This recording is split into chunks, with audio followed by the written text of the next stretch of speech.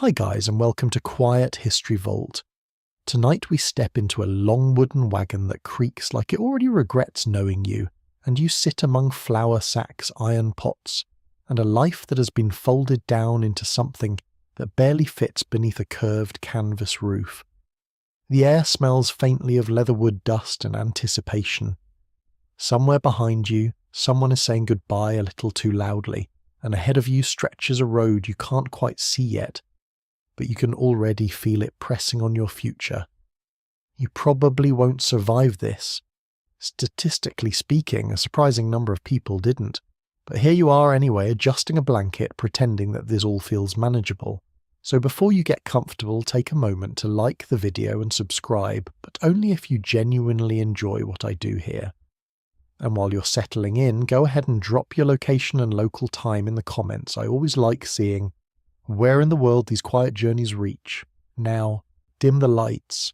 You begin with a simple but impossible task, deciding what of your entire life deserves space in a wagon that can carry only a few £1,000s without exhausting the oxen.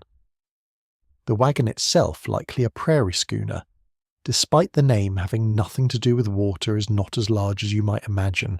It's about the size of a small modern walk-in closet on wheels covered in white canvas that snaps gently in the breeze. Historians generally agree that most emigrant wagons measured around 10 feet long and 4 feet wide, which means every object must justify its existence. You stand beside the wagon holding something small, a tin cup maybe, or a book with a cracked spine, and you hesitate. Do you take it? Do you leave it? Every decision feels oddly final. Clothing comes first.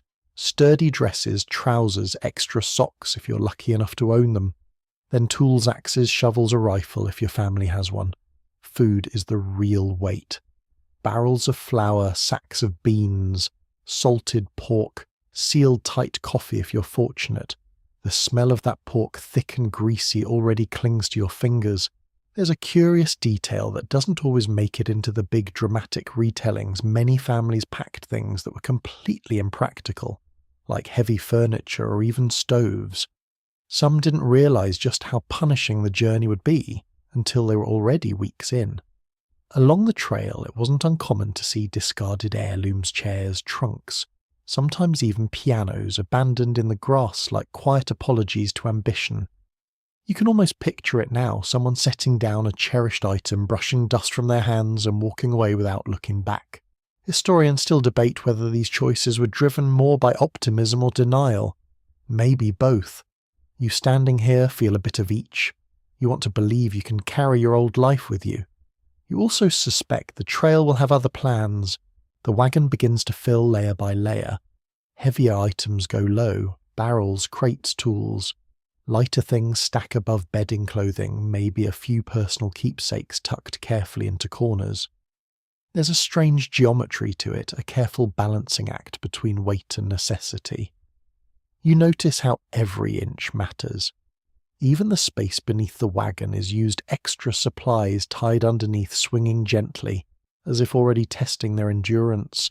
And then there are the animals, oxen usually. Slow, patient, incredibly strong. Not particularly glamorous, but that's not the point. Horses are faster, yes, but they tire more easily. Oxen are built for stubborn grinding work, the kind of effort that doesn't look impressive but gets things done over time. You run your hand along one's rough hide, feeling the warmth beneath. This animal will pull your entire world. No pressure.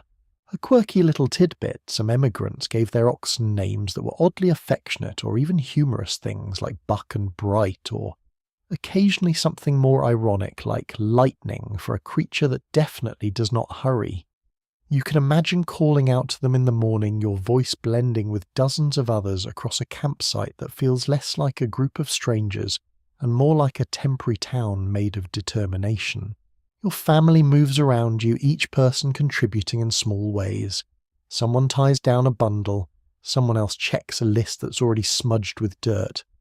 There's a quiet rhythm forming even before the journey begins. You notice how people avoid talking about fear directly. Instead, they focus on tasks. It's easier that way. There's also the matter of what you cannot bring. This part is quieter, heavier.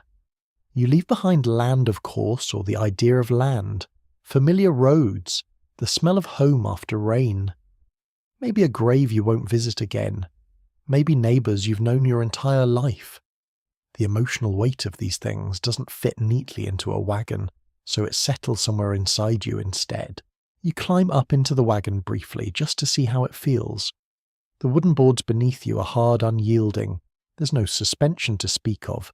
Every bump in the road will travel straight through the wheels, through the frame into your bones. You shift slightly, imagining days, weeks, months of this. It's not a comforting thought, but you adjust anyway, as if your body's already negotiating terms with the future. Outside, the sounds begin to change. More voices, more movement. Other families are finishing their own preparations.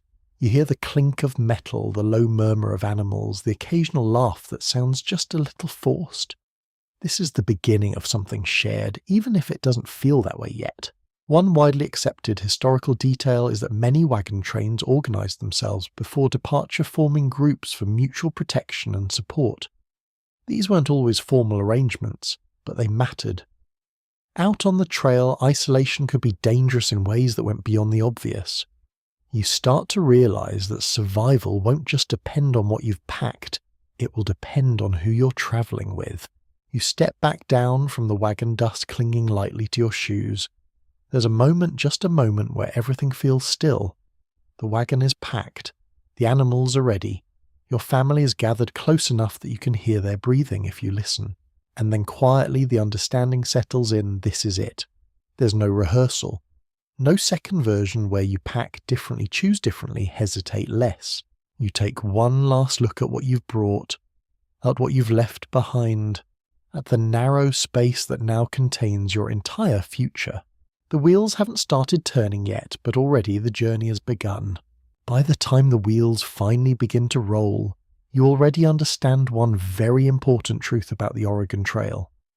The journey does not burst into life with trumpets, brave speeches, or a sweeping cinematic soundtrack. It starts with a jolt, a groan of wood, a complaint from an ox, and a slow, practical lurch forward. Your whole packed world shifts by a few inches. A pot knocks against a crate. Somebody tells a child not to sit there. Somebody else realizes they've tied something badly and has to jump down to fix it. It is, in other words, very human. The road west is not yet the wide river of dust you may have imagined.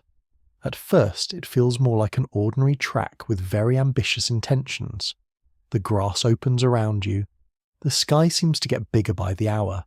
And as the train stretches out, wagon after wagon, moving in the same direction, you begin to see that this is not simply travel. It is a strange migration of households, a rolling neighbourhood, a village pulled by oxen. That is the first thing you must get used to if your family is going to survive long months on the same path every day. You are no longer just your own private little unit. You are now part of a communal machine made of caution, gossip, shared labour, and the occasional mildly theatrical disagreement over whose oxen are too close to whose flour barrel. People who were strangers yesterday are suddenly involved in whether your children stay near the wagons, whether your axle looks sound, and whether your coffee smells too good not to comment on. Many wagon trains chose captains and created basic rules for travel, camp order, and dispute settlement.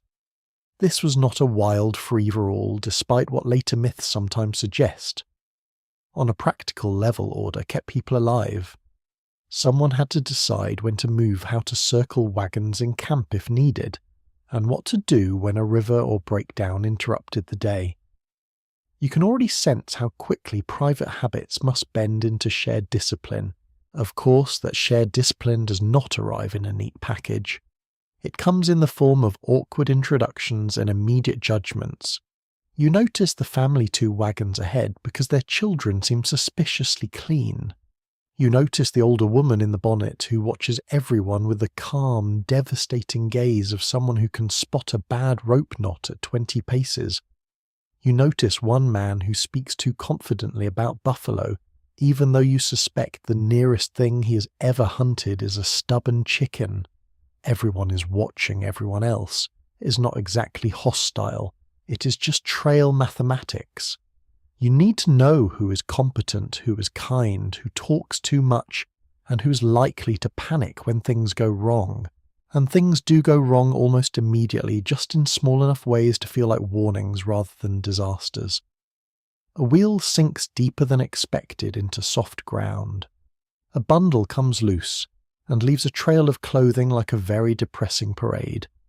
A child wanders off to look at something shiny and is retrieved with the kind of strained patience that says the adults are already tired.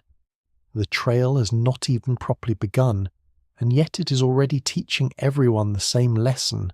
Attention is survival. There is an odd comfort in that sameness, though. Once the wagons stretch into rhythm, the day becomes easier to understand. You move, you stop, you adjust, you move again. The wheels crunch over earth, harness chains clink. Oxen breathe in slow, heavy bursts. Dust rises and settles on sleeves, hats, eyelashes, the rim of your cup. By afternoon, everyone wears the road a little, as though the trail is quietly signing its name across each person. A fringe detail that turns up in diaries and recollections is that some emigrants brought pets along for the journey. Dogs were the most common naturally, because dogs will cheerfully join almost any life-ruining expedition if it means staying near their humans. Cats appeared too usually for mice and morale, though one suspects they spent much of the time reconsidering every life choice that had brought them into a moving wooden box. You can imagine a child carrying a sleepy kitten wrapped in an apron, while the adults discuss axle grease and river depth. The emotional geography of the wagon train is peculiar. You're surrounded by people, yet loneliness still sneaks in at odd moments. A glance backward can undo you. A familiar song hummed from another wagon can suddenly remind you of a kitchen, a doorway, a life with walls that did not sway. The prairie offers no privacy. Even grief has to be folded small and tucked into routine. Still, human beings are adaptable in almost alarming ways. By the second or third day, a strange social map begins to form. Your mother, if she's with you, knows exactly which woman trades sewing advice without being condescending.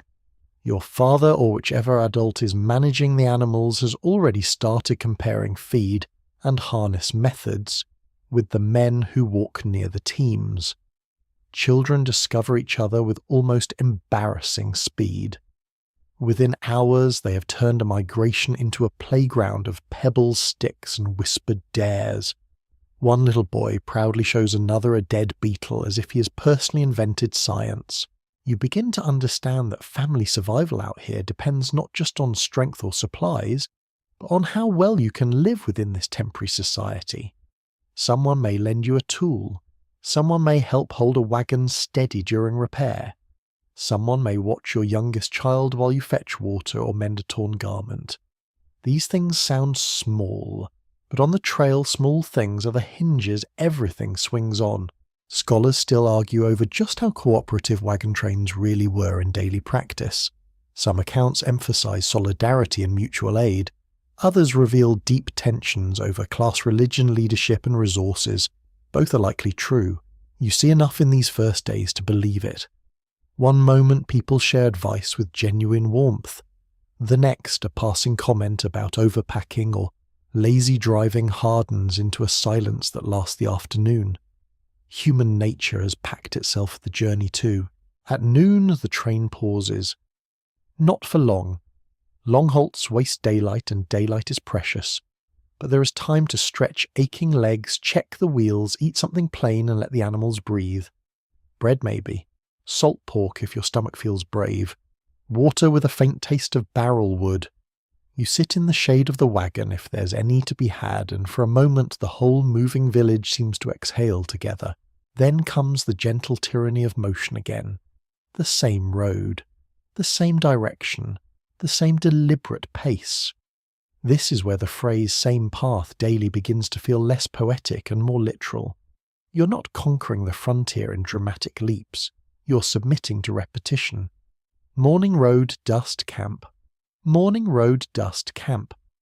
A family survives not by heroic speeches, but by accepting that endurance has a rhythm and learning not to fight it. Toward evening, camp takes shape with surprising speed. Wagons are drawn together in some orderly pattern. Animals are unharnessed and watered. Fires begin to flicker. The smell of smoke and boiling coffee drift through the cooling air. After a day of rattling movement, the stillness feels almost luxurious. But even now the work does not end. Supper must be made, clothing checked, children washed at least in the most diplomatic sense of the word.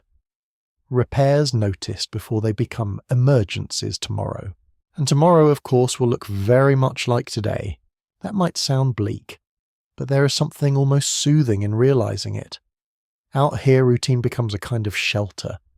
The wagon train wakes, moves, halts, camps, and by doing so turns uncertainty into structure. You can survive inside structure. You can pour yourself into it one day at a time. As the light thins, voices drift between wagons. Someone laughs. Someone sings half a hymn and forgets the words. Someone tells a story that becomes funnier simply because everyone is too tired to resist it. You lie down near your family. The earth firm beneath blankets the canvas roof above, catching the last of the evening glow, and you feel the soft unease of a world that is no longer home but not yet destination. Around you the moving village settles, and already almost without noticing you are becoming part of it. Morning comes without the slightest concern for whether you're ready. There is no gentle waking here, no slow luxurious drift from sleep, no moment in which you lie still and consider the day in a bed that belongs to you. The prairie simply brightens, birds begin their small, insistent business. An ox snorts somewhere too close to your ear, and the camp stirs itself back into motion like a giant creature made of blankets, boots, and unresolved back pain. The first sensation is usually cold. Even after a mild night, dawn can slip under your shawl or coat with surprising determination. The air has that raw, damp edge that lives just above the grass before sunrise. When you step down, your shoes darken with dew. Your fingers sting a little as you reach for the nearest useful thing. The fire from last night is only ash, and a few shy embers, so the morning begins as so many trail mornings do, with coaxing flame from what looks like disappointment. This daily beginning is one of the great survival rituals of the Oregon Trail. Before the wheels can move, before the children are fully awake, before the light turns gold and honest across the plain, there is work. Fires must be revived. Breakfast must be made, or at least assembled in a way that can politely be called breakfast. Bedding must be folded and stuffed into the wagon. Buckets must be checked. Straps must be tightened. Oxen must be found, because oxen, unlike history books, do not always stay where you left them. You crouch beside the fire, smelling last night's smoke in your clothes, and feed a few dry twigs into the glowing centre. There is a hush to this part of the day, but not silence. You hear coughing from another campfire, the little metallic clink of a pot being set down, the muttered voice of someone discovering that coffee has not magically brewed itself. Smoke rises straight upward at first, then drifts low across the wagons. It smells of wood soot and the beginning of effort. Breakfast tends toward the practical rather than the poetic. Bacon if there is enough to spare. Biscuits from yesterday's dough if someone planned well. Cornmeal mush. Coffee-blessed coffee, often boiled strong enough to wake a fence post. One of the most consistent historical realities of trail life is that emigrants rose early and moved as soon as possible, especially in warmer months, to take advantage of cooler hours. That means meals are fast, repetitive, and rarely elegant. You eat because the day is long, not because anyone is curating a memorable dining experience. Yet even in this harsh routine, small comforts matter. The warmth of a tin cup between your hands, the salty smell of meat hitting the pan, the sight of a child finally sitting up with hair in all directions and a blanket still clutched around their shoulders like a tiny offended monarch. You begin to see how families survive not only through supplies and muscle, but through these repeated bits of ordinary care. Someone hands you food before you ask. Someone wraps a scarf around a sleepy little neck. Someone shakes out a blanket and laughs when half the prairie falls out of it. A quirky trail tidbit appears in several reminiscences. Some families baked bread in Dutch ovens buried under coals, or improvised all sorts of camp cooking tricks just to preserve a sense of normal domestic life.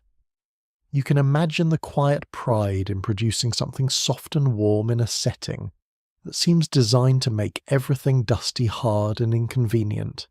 It is a very human sort of defiance.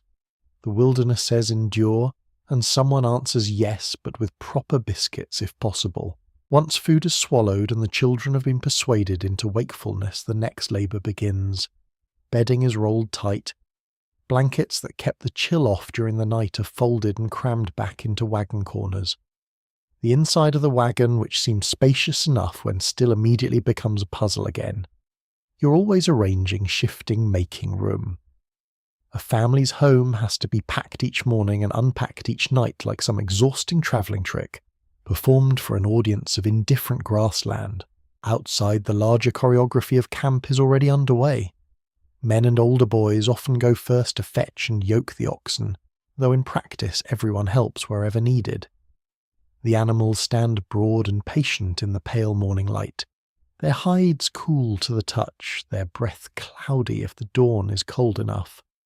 Wooden yokes are lifted into place, leather straps are checked, chains click and settle. There is something solemn about it, almost ceremonial, because until the teams are ready, nothing else can truly begin. And here is where the body learns what survival means in repetition. Every morning the same actions: lift, tie, fold, carry, fasten, stir, fetch, hush, count. The sameness can feel numbing, but it also becomes strangely protective. When the future is uncertain, the next task is wonderfully clear. There is relief in knowing exactly what your hands must do. Historians still argue about how much actual riding families did on a typical day, because popular memory loves the image of people seated in wagons while the scenery glides by. In reality, many emigrants, especially women and children old enough to walk, spent much of the day on foot to spare the animals and lighten the load. That means the morning routine is not just about setting off. It is also about preparing your body for hours of trudging. Boots must be found, feet checked, sunbonnets tied, water made easy to reach. You are not boarding a carriage. You are readying yourself for a moving life of labour. The children, depending on age and temperament, fit into this with varying levels of grace. Some are surprisingly useful. A girl of 10 may already know how to gather kindling mind a younger sibling, and fold bedding with the solemn efficiency of someone twice her age. A younger child may contribute mainly by not vanishing into the grass for 5 consecutive minutes, which, to be fair, is a valuable service. Their morning faces are dear and dusty, their sleepiness brief. Trail children adapt quickly because they are given no real alternative. The physical world of dawn stays with you as the camp comes alive. The canvas tops glow faintly as the sun lifts. Dew flashes on wagon spokes. Harness leather smells sharp and animal. Somewhere a baby starts crying, and 3 women turn in that direction at once with the instant reflex of people who have spent their lives answering need. Nearby, someone is already mending something with thread clenched between their teeth. This is domestic life stripped to its bones and made portable. There is also the matter of latrines washing, and the small unpleasant realities of human existence that no romantic landscape painting ever bothers to mention. You wash your face with cold water from a basin if water is plentiful enough. If not, you settle for less and call it character building. Hands are wiped, mouths, rinsed hair smoothed or braided if there is time. Cleanliness matters, but trail cleanliness is its own modest category. You're aiming for functional, not miraculous. A more fringe detail turns up in some accounts from emigrants who swore by little protective rituals in the morning, from a whispered verse of scripture to a lucky object tucked in a pocket. to a certain order of actions believed to bring a safer day. Whether these habits were superstition, faith, or simply a way of imposing order on uncertainty is hard to say. But you understand the instinct immediately. Out here, even the smallest ritual can feel like a handhold. Then comes the signal to move. Not always formal, but unmistakable. Fires are stamped down, final items are loaded. Mothers count children with a sharp glance that misses nothing. Drivers take their places. The oxen lean into the yoke. Wheels creak. A wagon ahead shifts forward and another follows, then yours. The whole camp that was a village 10 minutes ago begins to dissolve back into a line. And just like that morning has done its work. It has fed you, chilled, you smoked your clothes, stiffened your fingers, woken your children, harnessed your hope to a pair of oxen, and pushed you into another day. By now you know the secret of these trail mornings. They are not grand. They are not inspiring in the loud dramatic sense. They are repetitive, cramped practical, and often weary. But they are also the engine of survival.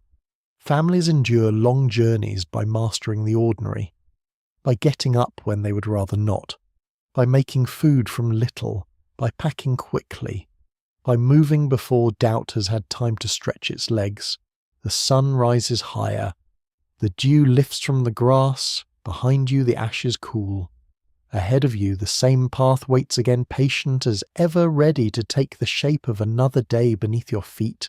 By now you have learned the quiet insult at the heart of wagon travel. The wagon is there, yes. It contains your belongings, your bedding, your flour, your pots, your extra shoes, your hopes, and probably one child who has suddenly become too dramatic to walk another step. But you do not spend the day reclining inside it like a frontier aristocrat on tour. You walk. You walk beside it, behind it, around it, through its dust, under its creaking shadow, and occasionally into its wheel ruts if your mind drifts for half a second too long. This is the shape of the day more often than not. The oxen pull with slow dedication. The wagon rolls and shudders, and you, being made of flesh rather than wood and iron, keep pace the best you can over ground that never seems designed for human feet. A great many emigrants travelled mostly on foot, especially once they realised how much easier it was on the teams if the load were lightened by even a little. It is one of those plain truths of the Oregon Trail that sounds almost disappointing until you remember how many lives depended on preserving animal strength.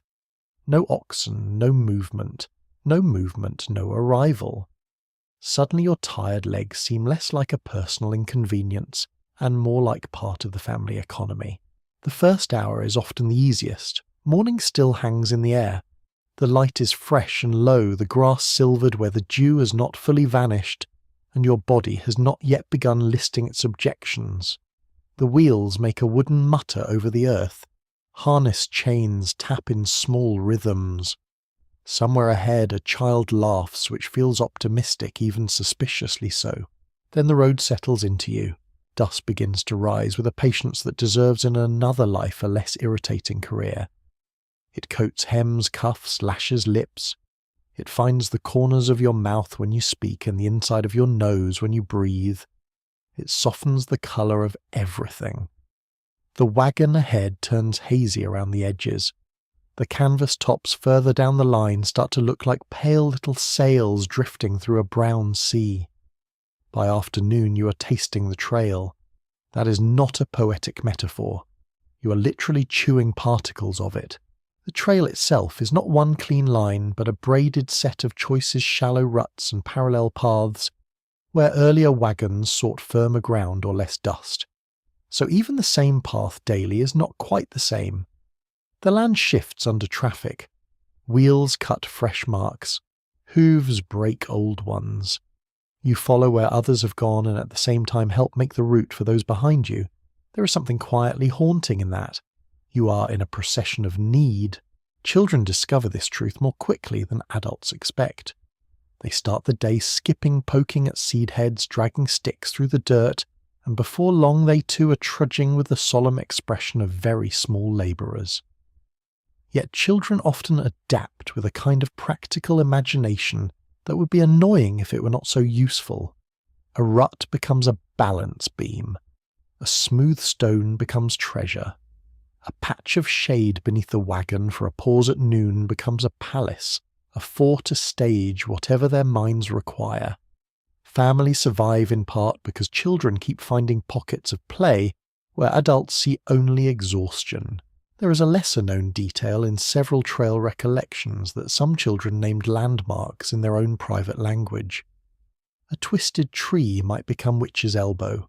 A white stone outcrop might be the giant's teeth. It is such a tender act, really, to rename a difficult world into something manageable. You can imagine a tired little voice saying we're near Crooked Horse Hill now, as though naming a place makes it less endless. Your own feet begin their education quickly. Blisters announce themselves with a heat that starts as a warning and turns into a tiny revolution. Boots rub, socks bunch. A pebble inside your shoe becomes a philosophical crisis. You stop, tip out the offender and move on. Then another irritation, then another. Survival on the trail is filled with these extremely undignified negotiations between body and terrain. Heroism, it turns out, often looks like limping quietly and not making it everyone else's problem. There is also the matter of pace. Oxen are steady, not swift. The average wagon train covered perhaps 10 to 15 miles on a good day, depending on terrain, weather and delays. Modern people hear that and think surely that is manageable. But try doing it while breathing, dust-minding children checking stock-preserving food, and knowing that if you twist an ankle too badly, the entire machinery of family life falters around you. The distance grows heavier when repeated for months. Researchers continue to quarrel over how emigrants themselves describe this monotony, because some diaries emphasize wonder, while others sound nearly hypnotized by repetition. Both reactions make sense. There are days when the prairie appears magnificent, endless, and alive, the sky so broad it feels like a second ocean. And there are days when you would trade the entire noble panorama for one ordinary shaded lane back home, and a chair that does not move. The mind swings between awe and complaint sometimes in the same hour. Walking also changes how families speak to one another. In a house, conversation gathers around a table, a doorway, a bed, a fire. Here it happens in fragments. A few words beside the wagon wheel. A warning passed back along the line. A mother calling a child closer. A husband and wife discussing flour levels without once making eye contact because both are watching the road. Intimacy becomes mobile. So does irritation. A sentence begun by the rear wheel may finish near the lead ox, and then there are the smells, those stubborn companions of memory. Warm hide from the animals, dry grass broken underfoot, the metallic tang of wheel rims heated by the sun. Sweat, of course, everybody's and everywhere's mixed with old smoke sunk permanently into cloth. Now and then a gust carries something unexpectedly sweet, crushed wild onion perhaps, or a patch of flowering prairie, that has somehow escaped being trampled by this moving republic of fatigue. One plain historical reality is that many women walked much of the trail while also tending children and handling domestic chores whenever the train halted. That single fact does a great deal to puncture romantic frontier paintings. You picture a mother adjusting a sunbonnet with one hand, gripping a toddler's wrist with the other, glancing toward the wagon to check whether the coffee pot is still where it belongs, and then continuing forward, because what other choice exists? Survival is rarely dramatic in the moment. It is cumulative. A more offbeat note from emigrant accounts involves walking songs and recitations. Not everyone sang naturally, and not everyone remained cheerful enough to attempt it, but bits of hymns, nonsense rhymes, memory games, and half-forgotten verses helped pace the miles. A child might chant numbers, an older sister might repeat alphabet games, an adult might hum simply to keep breathing evenly. The trail wears you down by sameness, and rhythm is one way of pushing back. At midday the halt feels nearly sacred. Shoes come off for a moment if circumstances permit. Toes flex in the air like creatures recently rescued from captivity. Water is measured, bread is passed around, shade is negotiated with diplomacy worthy of an international summit. The underside of the wagon, which in the morning was merely useful, now feels like architecture of the highest order. You notice too how people change in motion. The talkers grow quiet under heat. The quiet ones sometimes begin sharing practical wisdom in short, perfect sentences. Children who complained at sunrise may still be walking by afternoon through sheer stubborn pride. An elderly traveller who seemed fragile in camp proves steady as iron on the road. The trail reveals character in slices. There is also fear, though it arrives less as panic than as persistent calculation. You look at the wagon wheel and imagine it cracking. You look at a child wandering too near the team and imagine disaster. Many trail accidents happened not in grand moments but in ordinary motion.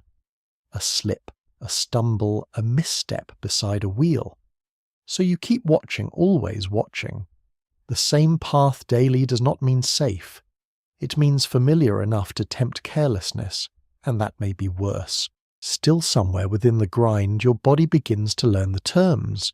You match your stride to the creak of the axle. You know when to shift the child from one hand to the other. You know how long until the sun reaches that punishing height. You know which ache can be ignored and which must be answered. This too is survival, not triumph. Acclimation. By late day the light goes heavier and more golden. Dust glows. The shadows of the wagons lengthen across the track like bars laid gently over the earth. Your feet are sore beyond proper description. Your shoulders tight, your patience frayed at the edges, and yet you continue. So does everyone else, wheel beside foot, foot beside wheel. And perhaps that is the oddest comfort of all. Nobody is gliding effortlessly west. Everyone is enduring the same slow grind in their own fashion. The grandmother with the wrapped ankles, the barefoot child daring the hot ground for a few steps, the father pretending not to limp, the woman carrying an infant and still keeping count of the cups. The trail strips away performance. What remains is motion. As evening approaches, the promise of camp begins to tug at the mind like a rope. Fire, water, stillness. A chance to sit, a chance to peel off boots and inspect the day's damage. But first there are a few more miles, always a few more, and so you lean into the rhythm that has become your companion. Step and breathe, step and breathe. The wagon groans softly beside you, as though it too is tired of being everybody's idea of transportation. You keep going. Because this is how families survive long journeys, not by floating westward on courage alone, but by placing one dusty foot after another beside the life they're trying to carry with them. By the time hunger arrives properly, it no longer feels like a polite suggestion. It comes on with edges. It sharpens voices, shortens tempers, and turns even reasonable people into quiet little accountants of bacon flour and hope. Out here, feeding a family is not a side task that happens in the background while life unfolds. Feeding a family is life. It is one of the central acts that keeps the whole moving world from collapsing into exhaustion and bad decisions. You begin each day with food already on your mind. How much flour is left? Whether the bacon barrel is held up? If the beans need soaking? If water is close enough to spare some for cooking? If there is enough coffee to keep the adults from speaking to one another like irritated crows by sunrise. Meals do not just fill stomachs on the trail, they organize morale. A hot cup in the morning can make the road seem survivable. A poor supper at night can make tomorrow feel like a personal insult from the continent itself. The common provisions for emigrants heading west were practical, durable, and not exactly luxurious. Flour was the backbone. Bacon or salt pork showed up often. Beans, rice, dried fruit when fortune allowed coffee, sugar, perhaps some cornmeal, perhaps hard crackers, perhaps a little lard. One well-established fact from trail records is that families who planned carefully often carried hundreds of pounds of staple food, because they had to think not in days but in months. You're not packing snacks, you're packing continuity. And yet the trail has a way of reducing even good planning into improvisation. Flour gets damp if barrels leak. Meat turns if seals fail. Coffee runs lower than anyone wants to admit. Children suddenly hate what they happily ate last week. Someone drops a precious sack into mud. A pot cracks. A spoon vanishes. The food itself may be simple, but the labour around it is constant and surprisingly delicate. You're always preserving, portioning, protecting. At midday, the quick halt means there is rarely time for grand cooking. You eat something that can be managed fast. Bread, if there is any. Cold bacon. Perhaps leftover mush or biscuits wrapped in cloth. The taste of dust comes with everything, free of charge and entirely unavoidable. You chew while standing, while watching children, while checking a wheel, while keeping one eye on the oxen. Rest and nourishment are not separate categories here. They overlap in a hurried little patch of shade and vanish when the wagons move again. Evening brings the more serious meal, though serious should not be confused with elegant. A fire is made. Water is fetched if it can be fetched. A kettle goes on. The smell of smoke rises into the cooling air, and suddenly every tired body in camp turns toward it with animal sincerity. You can feel supper before you see it. Grease warming in a pan, coffee beginning its dark, bitter perfume, beans softening slowly, flour and water becoming something roughly bread-like if handled with skill and optimism. It is humble food, but humble food served warm at the end of a punishing day can feel almost holy. There is something intimate about trail cooking that later legends often flatten into broad frontier imagery. Meals were built in cramped circumstances by people whose hands were already tired from everything else. Women usually bore the heaviest burden of this work, though older children helped, and men did too when needed. A mother may spend all day walking, tending little ones, settling disputes, checking laundry, and then still find herself kneeling by the fire at dusk, stirring a pot, while smoke catches in her eyes. That is not a decorative detail. It is one of the hidden engines of survival. Some emigrants wrote about making a dish called slapjack so often that it nearly became a trail personality trait. Flour water, maybe a bit of grease, maybe not much else, fried into something warm enough to count as comfort. You can imagine the sound of batter hitting hot metal, the small, eager cluster of children hovering too close, the first torn piece passed from hand to hand. Nobody is pretending this is high cuisine, but on the trail, warm food is persuasion. It convinces the weary body to try again tomorrow. There were also more unusual things eaten along the way. Wild greens could be gathered when recognized safely. Berries appeared in season. If hunters got lucky, fresh meat broke the monotony and set the whole camp talking. A curious note in some recollections mentions people roasting or stewing foods they had barely encountered before, then immediately forming dramatic opinions about them. Prairie travel has a way of turning everyone into a reluctant culinary experimentalist. You may leave home thinking you're a sensible person, and end up deeply invested in whether some unfamiliar root can be made edible with enough bacon grease. Specialists still disagree on just how varied emigrants' diets truly were once they'd been on the trail for weeks, because diaries differ so much by region, wealth season, and simple personality. Some accounts describe relentless sameness. Others suggest surprising flexibility and local foraging when luck and knowledge allowed. You can believe both. Family survival depends partly on what is packed, and partly on whether anyone in your little group knows how to look at the land and see food instead of scenery. Water, of course, shadows every meal like a stern chaperone. You need it for drinking, boiling, washing, and sometimes for making food possible at all. Yet water sources are uneven, and not all water is wise water. A clear stream may still be trouble. A muddy pool may be all you have. The taste can range from sweet and cold to vaguely livestock adjacent. You begin to appreciate how much of cooking rests on the simple question of what can be safely dipped from where. Coffee deserves its own brief moment of respect.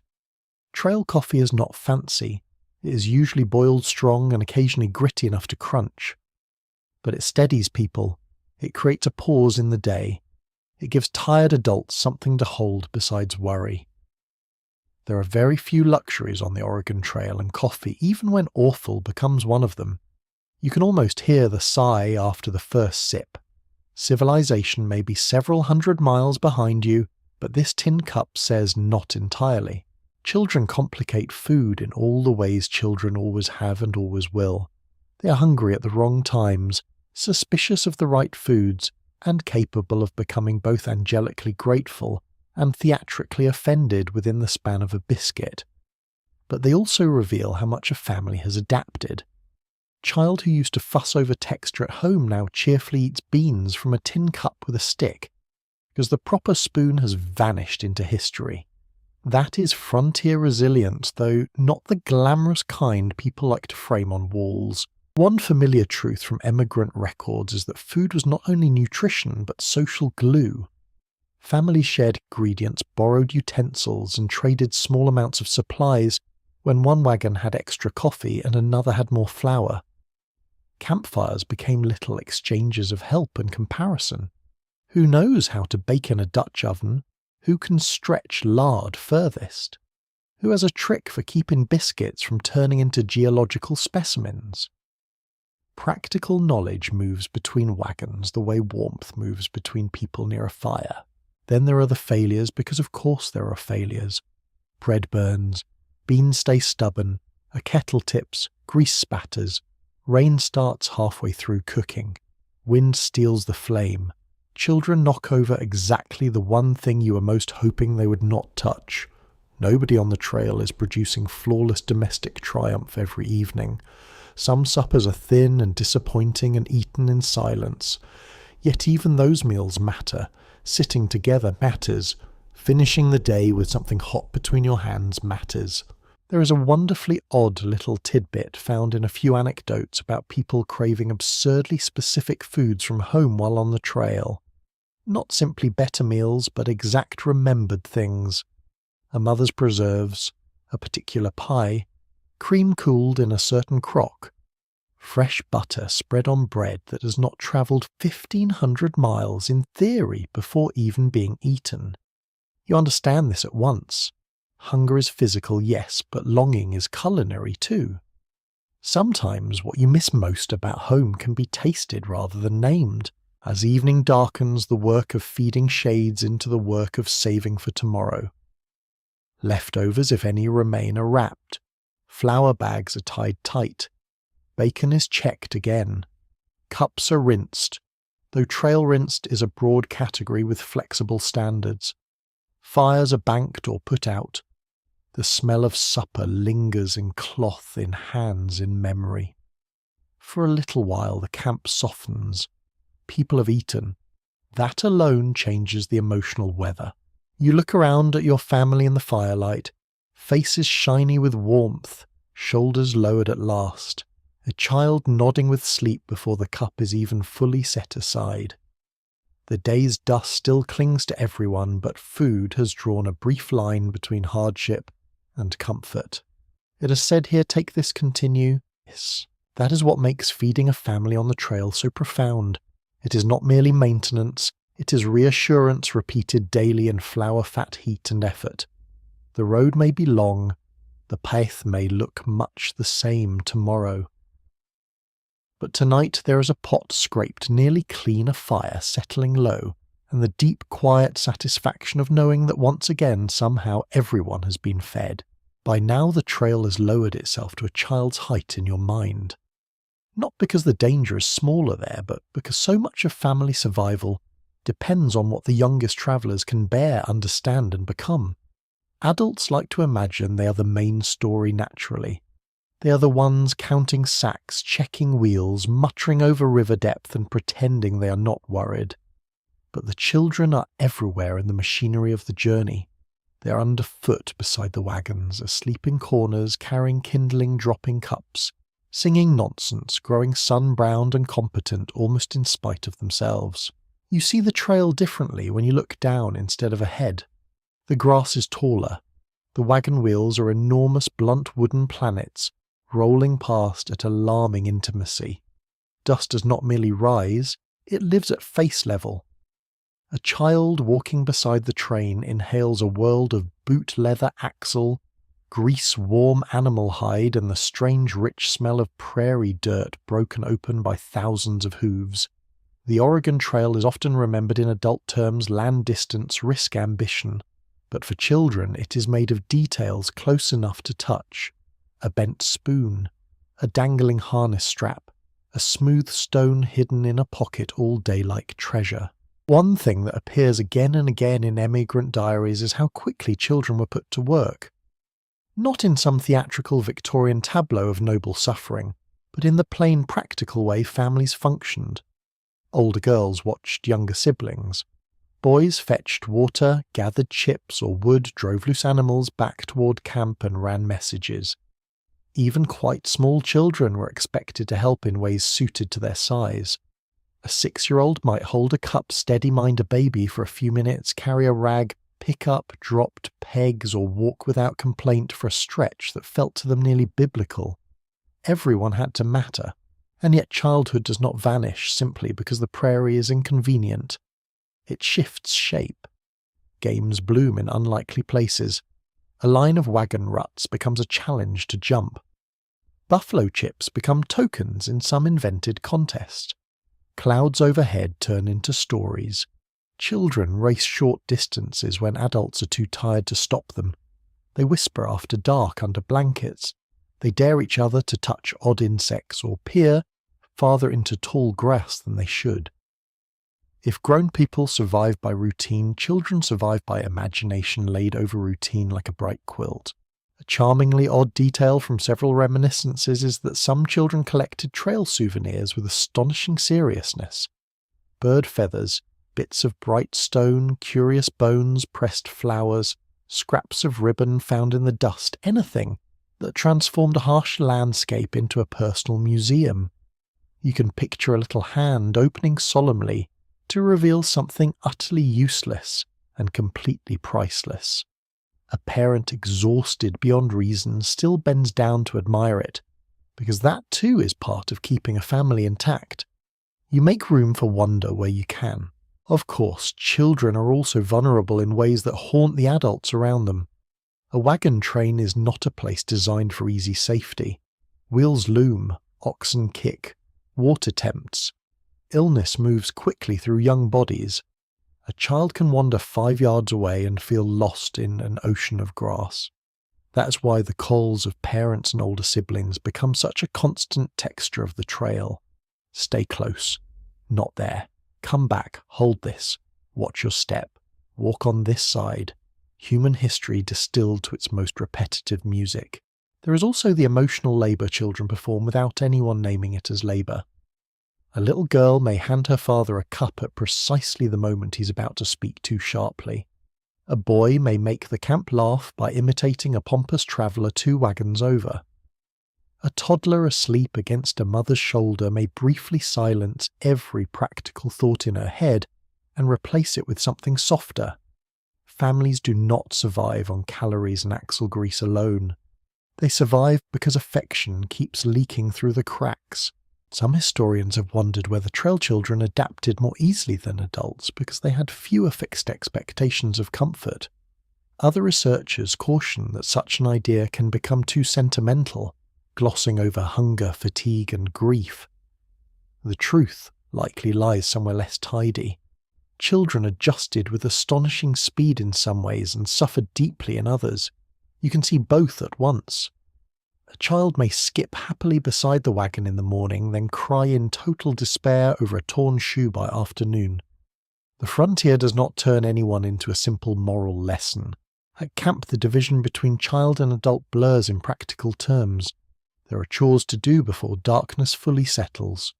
Water to carry if the source is close enough, bedding to shake out, cups to rinse, babies to soothe. A young girl may already know how to knead dough with tiny determined fists. A boy may proudly lead a docile cow a few yards as if commanding a military unit. There is a plain historical reality here that is easy to miss in grand narratives, 19th century children, especially in emigrant families, were expected to contribute meaningfully to household survival from a young age. The trail did not invent that expectation, it sharpened it, and still there are moments when the child world glimmers through the hard structure of the day. A tune chanted over and over while walking, pebbles arranged in secret patterns beside a fire, siblings leaning together under the wagon's sliver of shade. The thrill of spotting wildlife before the adults do. The deeply serious exchange of nonsense objects as gifts.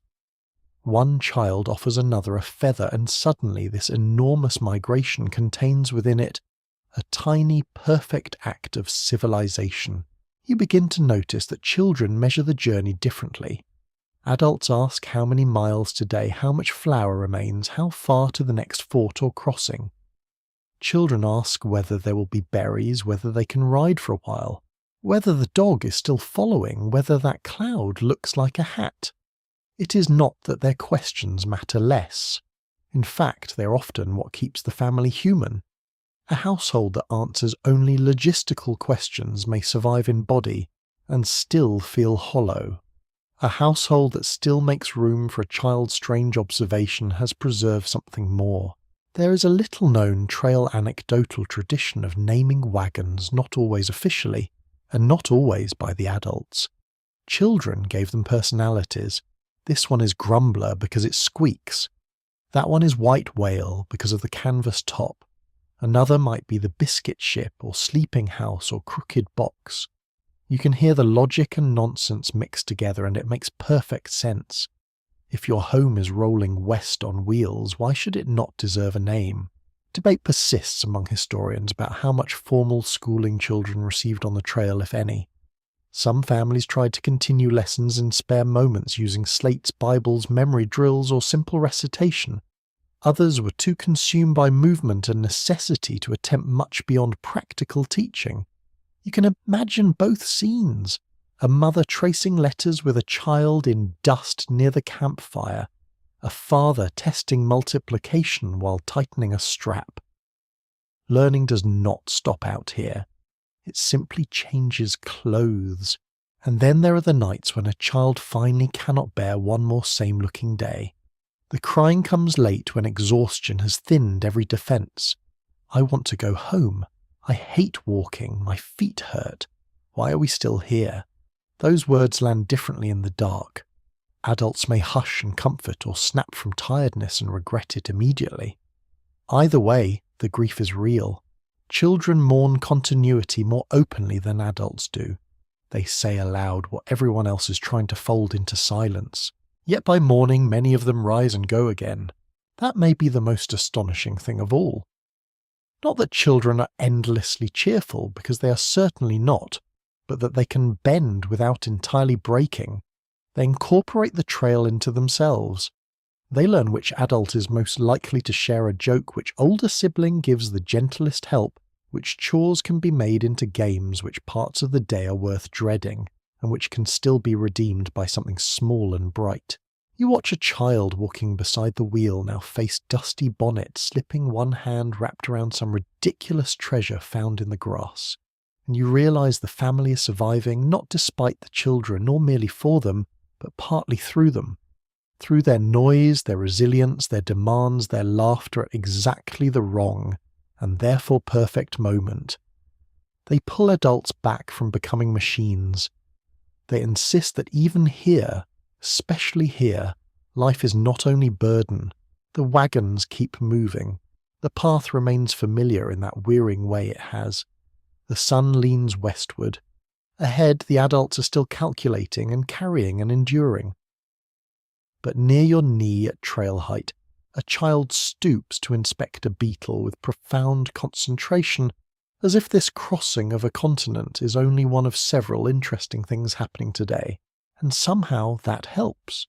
By now you understand that the centre of a trail family is not always where the loudest voice is. It is not necessarily with the person holding the reins, or the one discussing mileage, or the one standing with a hand on the ox yoke looking thoughtfully into the middle distance as though auditioning for posterity. More often, the centre is wherever the most invisible work is happening. And on the Oregon Trail, that centre is very often held by women. You see it from morning onward. Before the wagons move, someone has already shaken out blankets, checked the children, found the comb, found the cup, found the missing shoe remembered, where the thread was packed and turned a handful of flour into something everybody can swallow before the day begins. Then once the line is in motion, the same person is walking, watching, soothing, carrying and noticing everything that could become a problem in the next 10 minutes. Domestic life has not disappeared out here. It has simply been dragged into motion and made much harder. One of the clearest realities in emigrant diaries is that women's labour on the trail remained relentless even though the setting changed completely. Cooking, mending, washing, childcare, nursing, packing, unpacking and emotional steadying did not vanish because there was no house. In some ways the work became even heavier. A house, for all its demands, at least stays still. A wagon does not have the courtesy. You feel the truth of this when camp is being broken in the morning. Everything that made the night barely comfortable must be transformed back into compact order. Blankets rolled tight, clothes redistributed, cooking things cooled, cleaned and fitted back into their place. A baby fed. A shirt checked for torn seams, a water cloth tied over a bucket. You begin to see how memory itself becomes a tool. The woman who knows where things are, what is low, what was mended yesterday, which child is starting to cough, which strap looked weak at dusk. That woman is managing a moving household under constant stress. She may not look dramatic while doing it. That is partly because real competence rarely does. And then there is the walking. Women walked great stretches of the trail, often while carrying infants or shepherding several children at once. The old fantasy of the sheltered lady riding gently west dissolves the minute you picture an actual emigrant mother with dust on her hem, a kettle handle in one hand, a toddler tugging the other, and 3 separate concerns already queuing in her head before noon. You notice the way she scans the ground without seeming to. The way she can answer a child, shift a bundle, and judge whether supper ingredients need rethinking all within a few steps. A delightful and slightly absurd detail from some trail recollections is that women still cared about appearance in small ways when they could manage it. Not vanity exactly, more a refusal to surrender entirely to chaos. Hair got braided, collars were straightened, bonnets were adjusted with dignity, even when the rest of life looked like a dust storm had taken over the household accounts. You can imagine someone pausing at a stream, smoothing loose hair with wet fingers, and reclaiming herself for 30 quiet seconds. It is such a human insistence. Hardship may have your shoes, your sleep, your privacy, your kitchen, and your patience, but it does not automatically get your sense of self. The emotional work matters just as much as the visible labour. When tempers thin, women often become the people who lower the temperature before some minor irritation, grows legs and starts marching around camp. A child is hungry, someone is limping. Someone else is homesick in the particularly unreasonable way fatigue creates, and somehow there is still a voice nearby saying, "Sit here, drink this, give me that shirt. No, do not cry yet, save that for after supper if you must." Family endurance depends on these little acts of regulation. Civilization on the trail is often one tired woman choosing not to snap. Of course that calm is not endless. No one is endlessly serene while walking across a continent inside a moving household emergency. Women complained in diaries, sometimes bitterly, sometimes hilariously. They noted dirt exhaustion, miserable cooking conditions, cranky husbands, careless children, inferior campsites, ruined clothes, bad weather, and the very specific suffering of trying to keep domestic order, where there is absolutely no sensible place for domestic order to happen. You can feel the justice of those complaints in your bones. They are not evidence of weakness. They are evidence that reality has not gone unnoticed. There is a practical matter of clothing too. Dresses and petticoats were not designed with axle grease and endless walking in mind, yet women managed the trail in them anyway. Skirts had to be lifted from mud, shaken free of burrs, protected from fire sparks and navigated around wheels. Sunbonnets kept off some of the glare at the price of trapping heat and collecting dust. Hands chapped, hems frayed, and still the work continued. If survival has a uniform, it is not glamorous. It is patched, smoke-scented and tied firmly under the chin. There is an intriguing line of discussion among historians over how much the trail temporarily altered gender roles within emigrant families. Some evidence suggests that necessity forced more flexibility, with men cooking or tending children when needed, and women taking on traditionally male-coded tasks if circumstances demanded it. Other records show strong continuity in older household patterns. Most likely, as with nearly everything on the trail, the answer depended on the family, the crisis, and the day. You can imagine one camp where a father needs dough because his wife is ill, and another where a woman quietly repairs harness because nobody else has the patience to do it properly. The frontier did not erase custom overnight, but it certainly tested its seams. Some of the most intimate trail skills belong to women because they touch the most fragile parts of life. Keeping babies clean enough, fed enough, and calm enough, watching for fevers, stretching cloth for bandages, saving small treats for hard moments, carrying tiny remnants of normal life from one campsite to the next, a ribbon, a spoon, a bedtime phrase said exactly as it was said back home. These things may sound sentimental from a distance. Out here they are infrastructure. You notice the camp at dusk and realize how much of it is held together by repeated female motion. One woman stoops over a kettle, another is stitching by low light, another is rubbing a child's feet after the day's march. Someone is scraping mud from a skirt hem with a stick. Someone is counting cups. Someone is unbraiding a little girl's hair while half listening to a discussion about tomorrow's route. Even stillness can be work. A woman seated quietly beside a sleeping child may appear to be resting, but her mind is already measuring morning. There is also humour, because without humour the whole enterprise would become unbearable. Women joked about the dirt, about the men, about the food, about the endless packing and unpacking, about babies, who somehow became heaviest only when it was least convenient. The trail did not remove wit. If anything, it sharpened it. A dry remark by the fire could do more for morale than an entire sermon. You can almost hear it now, some perfectly aimed sentence murmured while turning biscuits, and the women nearby breaking into tired laughter that feels like rescue. One well-sported fact from first-hand accounts is that women kept diaries in striking numbers, leaving behind some of the most vivid records of the overland migration. That matters. It means the trail was not only observed through the lens of grand movement and male ambition, but through flour sacks, sick children, wet bedding, sore feet, and the fragile triumph of keeping a family functioning one day longer. Their words make the journey real in a way maps never can. An offbeat but lovely tidbit appears in a few recollections of women carrying flower seeds west, or trying to preserve slips of plants as if they were transporting the possibility of a future garden through all this dust and labour. It sounds almost unreasonable and therefore completely understandable. To carry seeds is to carry a vote for tomorrow. It says, I expect to reach a place where things will grow again under my hand. There are times, though, when the burden shows plainly. A woman stands very still for a moment too long. Her shoulders drop. Her face turns away. Perhaps she's merely tired. Perhaps she's overwhelmed in a way there is no proper private place to express.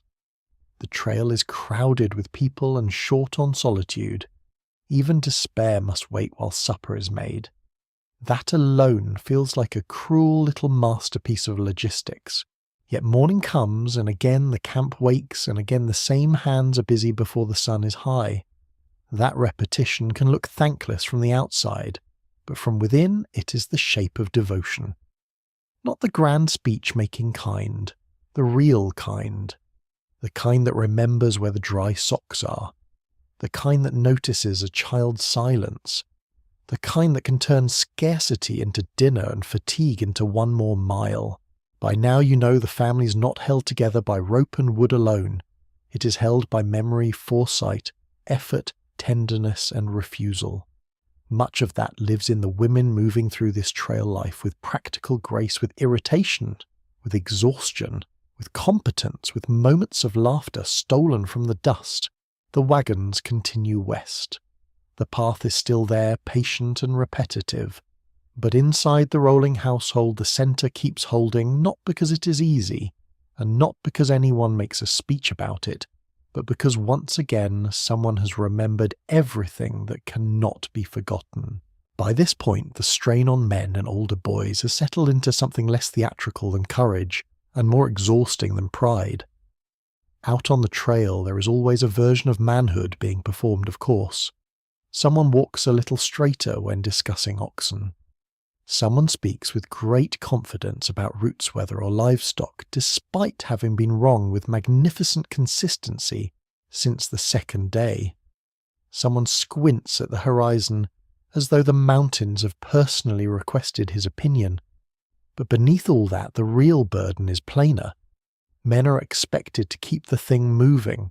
The wagon, the animals, the pace, the confidence, the family itself.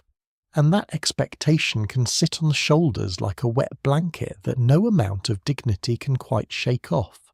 You see it first in the way fathers check the teams. A man may speak very little before breakfast, but his hands are already busy at the yokes, the straps, the chains, the wheel hubs. He presses wood tests, leather studies the animals with that quiet measuring look people reserve for things on which their future depends. One well-documented truth of overland travel is that livestock condition could make or break a family's chances. Oxen were not background scenery. They were the engine, the lifeline, the slow-beating heart of the migration. So the men tending them were not simply doing chores. They were preserving the family's capacity to exist in motion. Older boys stand close to this world, not quite children anymore, not fully men, and therefore loaded with errands, expectations, and demonstrations of usefulness. They drive loose stock, fetch water, lift what they can carry, tools, hold wheels steady during repairs, and try very hard not to show when something frightens them. The trail is an unkind place to adolescence. At home growing up might have unfolded with a bit more softness, a bit more delay. Out here usefulness arrives early, and often with no pleasant ceremony attached. There is a small but telling detail in many family recollections. Boys were often praised not for brilliance or charm, but for steadiness, for being dependable, for not complaining, for walking the cattle properly, for minding younger siblings, for staying awake when told, for obeying in moments that mattered. You can feel how that shapes a person. Praise becomes tied to endurance. Affection may still exist deeply, but it is often expressed through trust. Here, hold this. Watch them. Come with me. I need you. Those words can build a boy into a man faster than years ever could. Yet men too are carrying fear even if they do not always hand it over in words. A father may worry about supplies, river crossings, failing animals, illness weather, and whether the confident decision he made at noon will still look sensible by dark. The family sees some of that worry and misses some of it. On the trail, authority is expected to look calm, or at least to look occupied enough that panic cannot get a foothold. You begin to understand how many practical tasks are really just worry in work clothes. Some period accounts mention fathers carving little toys or whistles for children during rare quiet evenings. It is such a gentle, almost startling image against the harsher backdrop of trail life. A man who spent the day tightening harness and calculating miles now sits with a knife and a scrap of wood shaving out a tiny horse, a bird, a whistle, something small enough to fit in a child's hand. That sort of thing rarely makes the heroic murals. It should. It reveals another side of endurance, the one that protects tenderness, while pretending to be entirely concerned with logistics. Of course not all fathers are wise, kind, or steady all the time. The trail has a way of exposing weakness as efficiently as strength. Some men grew irritable, controlling or reckless under pressure. Others found themselves outmatched by the skills their wives had in abundance and did not always enjoy the lesson. Family life on the Oregon Trail was not a pageant of noble cooperation. It was human. That means pride could bruise, tempers could spark, and silence could stretch across a campsite like another piece of laundry left hanging too long. There is ongoing discussion among historians about how much trail authority actually rested with the male head of household once daily realities took over. In theory, fathers and husbands often held formal control over decisions. In practice, women's expertise, older children's labour, and the plain force of circumstances could rearrange influence in ways that no one announced out loud. You can picture a man making a grand statement about departure time, while quietly relying on his wife to know whether the baby's fever is broken, whether the flour barrel needs moving, and whether the boy he sent for water has actually gone where he was meant to. Power on the trail is often official in one direction, and practical in another. The older sons live in that middle country between dependence and responsibility. They are big enough to be trusted with meaningful tasks and still young enough to be watched closely when doing them. A teenage boy may drive cattle with real competence by day, and then laugh himself breathless over something childish by the fire after dark. He may be treated like a helper 1 hour and scolded like a little boy the next. There is no clean border between those identities, especially when the whole family is tired. You notice too the physical wear on them. Boys who start the trip with the narrow shoulders begin to harden. Men who began broad and confident begin to stoop a little more when rising. Hands crack, necks redden, boots wear thin. The body becomes a ledger of the trail's demands. And because male usefulness is so strongly tied to labour in this setting, every injury carries not only pain but threat. A twisted knee is not merely uncomfortable. It endangers tasks that must be done. A fever is not simply illness. It removes a pair of hands the family depends on. A curious and rather endearing detail from emigrant anecdotes is that some men became almost absurdly attached to certain tools or wagon parts, speaking of them with a devotion usually reserved for beloved relatives. A particular axe, a certain chain, a repaired wheel that had survived against all odds. You can hear the tone already. If this tongue holds, we'll manage. It sounds comic, but it makes sense. In a world where so much is uncertain, reliability becomes lovable. A campman's labour changes shape but does not stop. Animals must be water-checked for injuries, sometimes hobbled or guarded. Wagons need inspection. Axles need grease. Routes are discussed. Rumours are weighed. Other men gather in little knots of practical conversation comparing what they have seen ahead, who crossed where, which grass seems better, which campsite stinks of trouble. Their voices stay low, but the gravity is there. A wrong choice tomorrow may cost days' supplies, or worse. This is also the world in which fathers and sons share knowledge as a living thing. Not formal lessons with slates and benches, but instruction embedded in motion. Tie it like this. Stand there, not there. Never walk close behind. Watch the current, not just the bank. Listen for the crack before the wheel gives way. These pieces of survival passed hand to hand, sentence to sentence, until they settle into instinct. On the trail, teaching is often urgent and disguised as ordinary correction. A fact borne out repeatedly in overland journals is that accident rather than dramatic outside attack posed one of the greatest dangers to emigrant families. That truth sharpens male labour in particular, because many of the riskiest tasks, handling teams crossing rivers, lifting loads, repairing under strain, fell heavily on men and older boys. Every routine action carried the possibility of disaster if done carelessly or in haste. So much of trail masculinity becomes a study in controlled force. Strength, yes, but strength with attention. There are nights when a father sits slightly apart, not from lack of love, but from sheer tiredness, staring into the fire as if trying to negotiate privately with tomorrow. A son watches him, and perhaps understands more than the man intends. Or perhaps not yet. Families are full of these imperfect transmissions. Admiration mixed with resentment. Dependence mixed with the desire to prove oneself. Concern concealed beneath blunt instructions. The trail does not soften such things. It rubs them raw and makes them visible. Some researchers have raised the question of whether the journey made family bonds between fathers and children more intimate through shared work, or merely more strained through constant pressure. The answer almost certainly is both. There are moments of closeness that could not have happened elsewhere, walking side by side for miles, repairing a wheel together, sharing the first quiet cup at dawn. And there are moments when fatigue turns every request into friction. Love survives, but often in rough clothes. Even humour among the men has its own texture. Dry sparse, sometimes little more than a remark shaped to let off steam without admitting vulnerability. A father looking at a broken strap may say, "Well, that seems unhelpful," and the boys nearby grin as if he's delivered a masterpiece. Laughter comes cheaply some nights because it has to. It keeps disappointment from setting up permanent residence.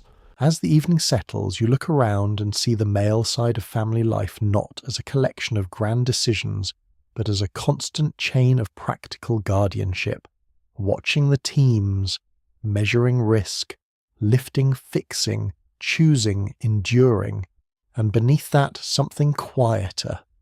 The wish to get these people across, the wife at the fire, the children folding into sleep, the son trying not to limp, the daughter carrying a cup with both hands, the whole tender, difficult enterprise.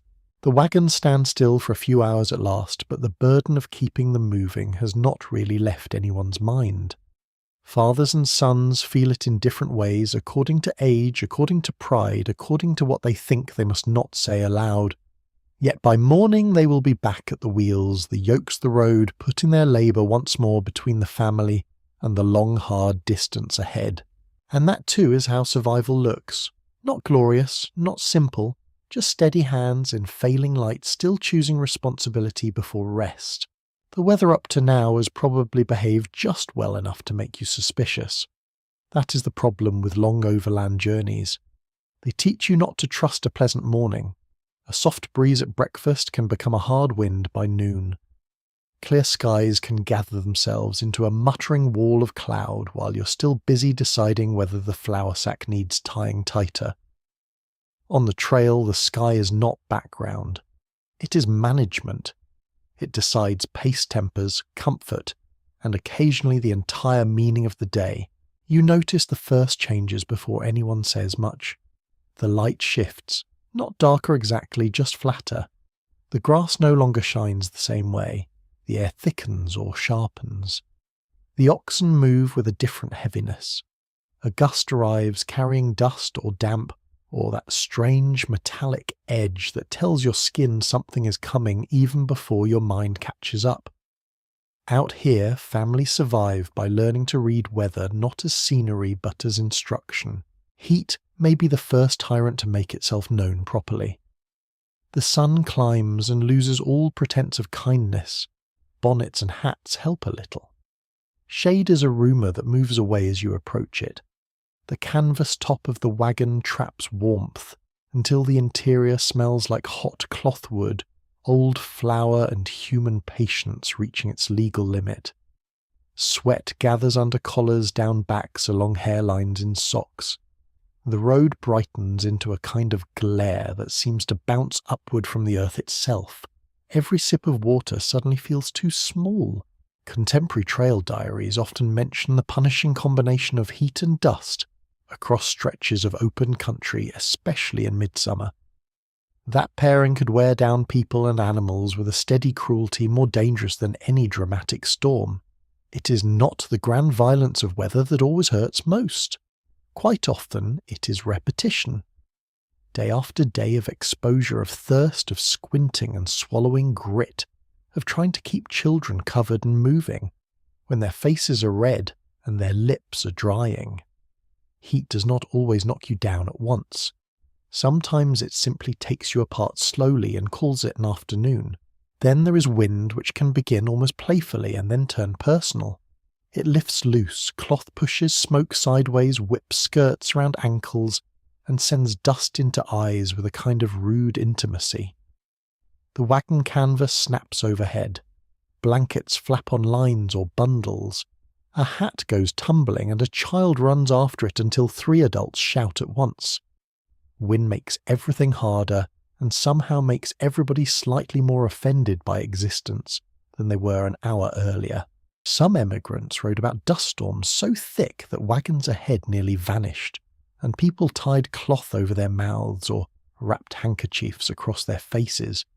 You can picture the world narrowing to silhouettes and grit, the air tasting of old soil and animal breath eyelashes thick with dirt, every object needing to be shaken out before use.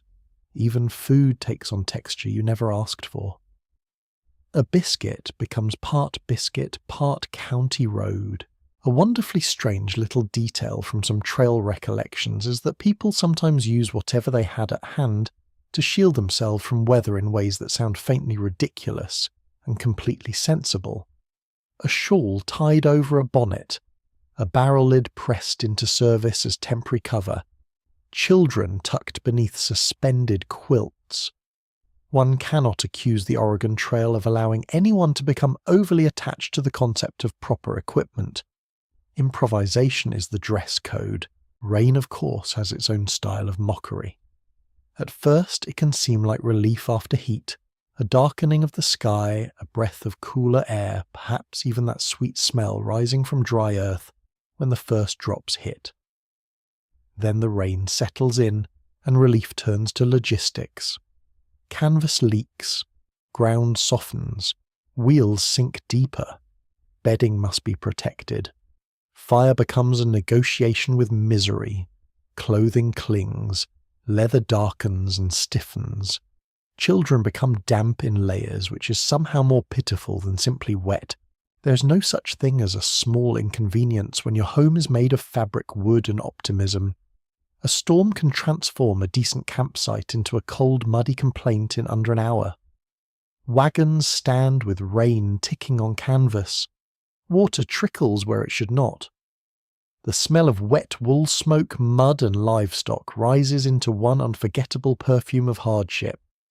You begin to understand why so many emigrants spoke so longingly of dry ground, as though it were a moral virtue. Researchers continue to disagree over how well prepared most emigrant families were for severe weather on the plains, because preparation meant different things depending on money, experience, and plain luck. Some groups travelled with robust gear, good habits, and enough knowledge to adapt quickly. Others learned by being thoroughly punished. That too is part of the trail. You do not always know whether you are ready until the sky decides to examine the claim. And then there is hail, which feels almost unnecessary, as though the weather has begun improvising insults. It can come down with shocking force, drumming on wagon covers, startling stock, sending people scrambling hands over heads, blankets raised, children crying in outrage more than fear. A field of hail after heat has something surreal about it. The plains can swing from oven to icebox with very little regard for your emotional adjustment. Cold nights complicate everything further. Even after brutally hot days, temperatures can drop enough to make damp clothing feel wicked. You settle under blankets still holding some of the day's dust, and the chill finds the seams anyway. A baby must be tucked in deeper. Feet sore from walking now ache with the cold. Morning threatens to begin stiff.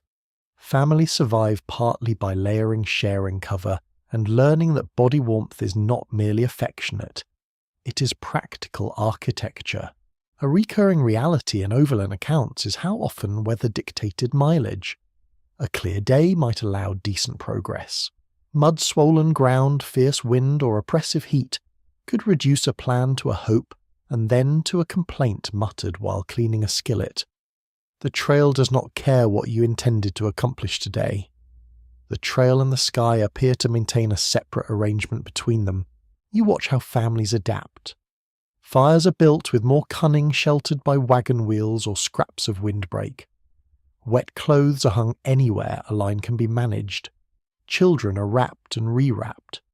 A mother checks for dry corners under the canvas with the concentration of a battlefield engineer. A father tests the ground before moving the wagon another yard. Older boys drive stakes more firmly. Older girls keep cups and cloths from wandering into the mud forever. Everyone becomes more resourceful because weather has made ordinary care insufficient.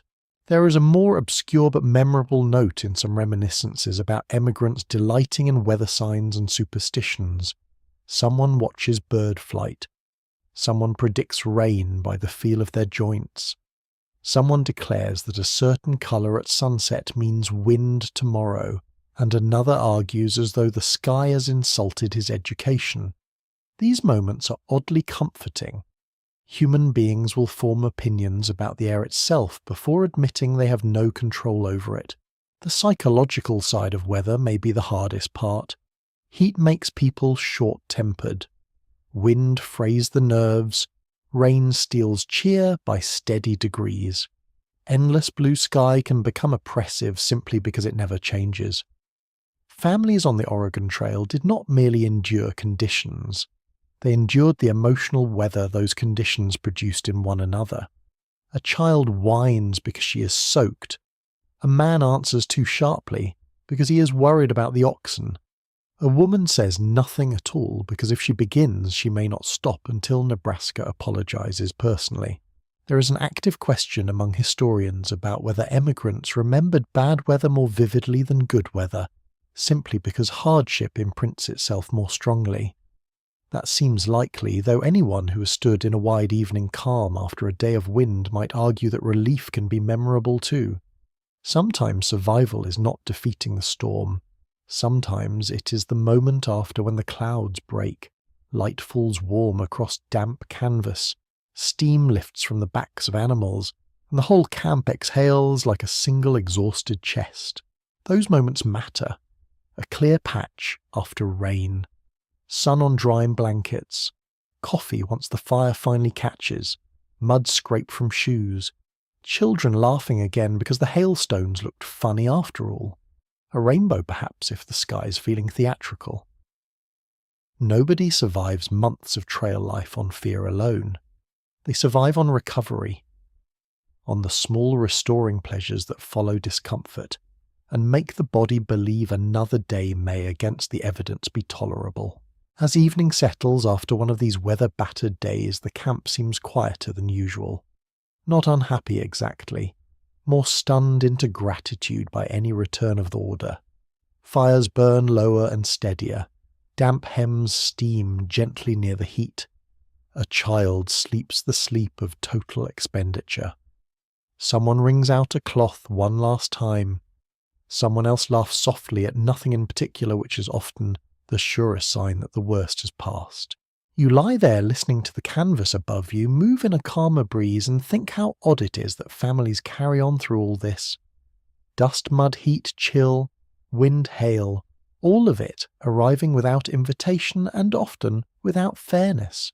Yet by habit, by teamwork, by stubborn adaptation, by the ancient household arts of covering, drying, warming, feeding, soothing and waiting, they keep going. Tomorrow the sky may be kind, or not. Out here, kindness from the weather is a gift, not a policy.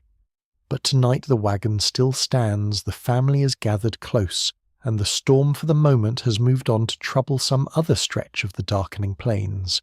The trail has been teaching you routine so thoroughly that you almost begin to trust it. Wake, pack, walk, halt, cook, sleep. The wheels complain in familiar ways. The children whine on schedule. Even the dust seems committed to consistency. And then a river appears and routine goes to pieces at the shoreline. You hear it. Before you fully see it, sometimes a moving sound under the wind, not loud at first, just persistent. Then the ground dips, the grass changes, and there it is, a broad strip of water, cutting across your carefully managed sameness, as if the land has suddenly remembered it is under no obligation to cooperate. A river crossing is one of those moments when every family on the Oregon Trail is reminded how fragile the whole enterprise really is. You can walk a wagon forward for days with enough patience. Water asks sharper questions. The approach alone changes the emotional temperature of the train. People stop joking so easily.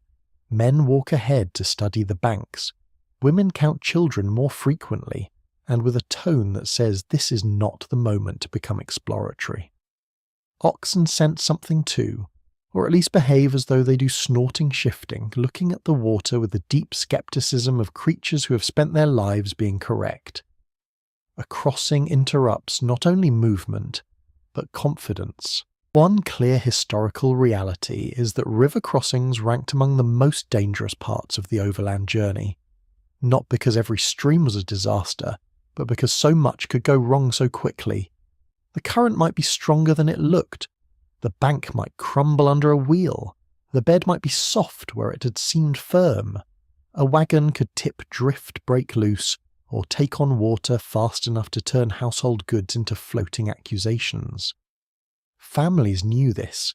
That is why the whole camp sharpens when water enters the conversation. At the river's edge, the scene becomes a kind of practical theatre.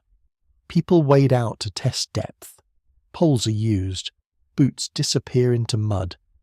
Someone squints at the current as though staring hard enough might flatten it. Someone else declares that it looks manageable, which is precisely the sort of statement that never comforts anybody.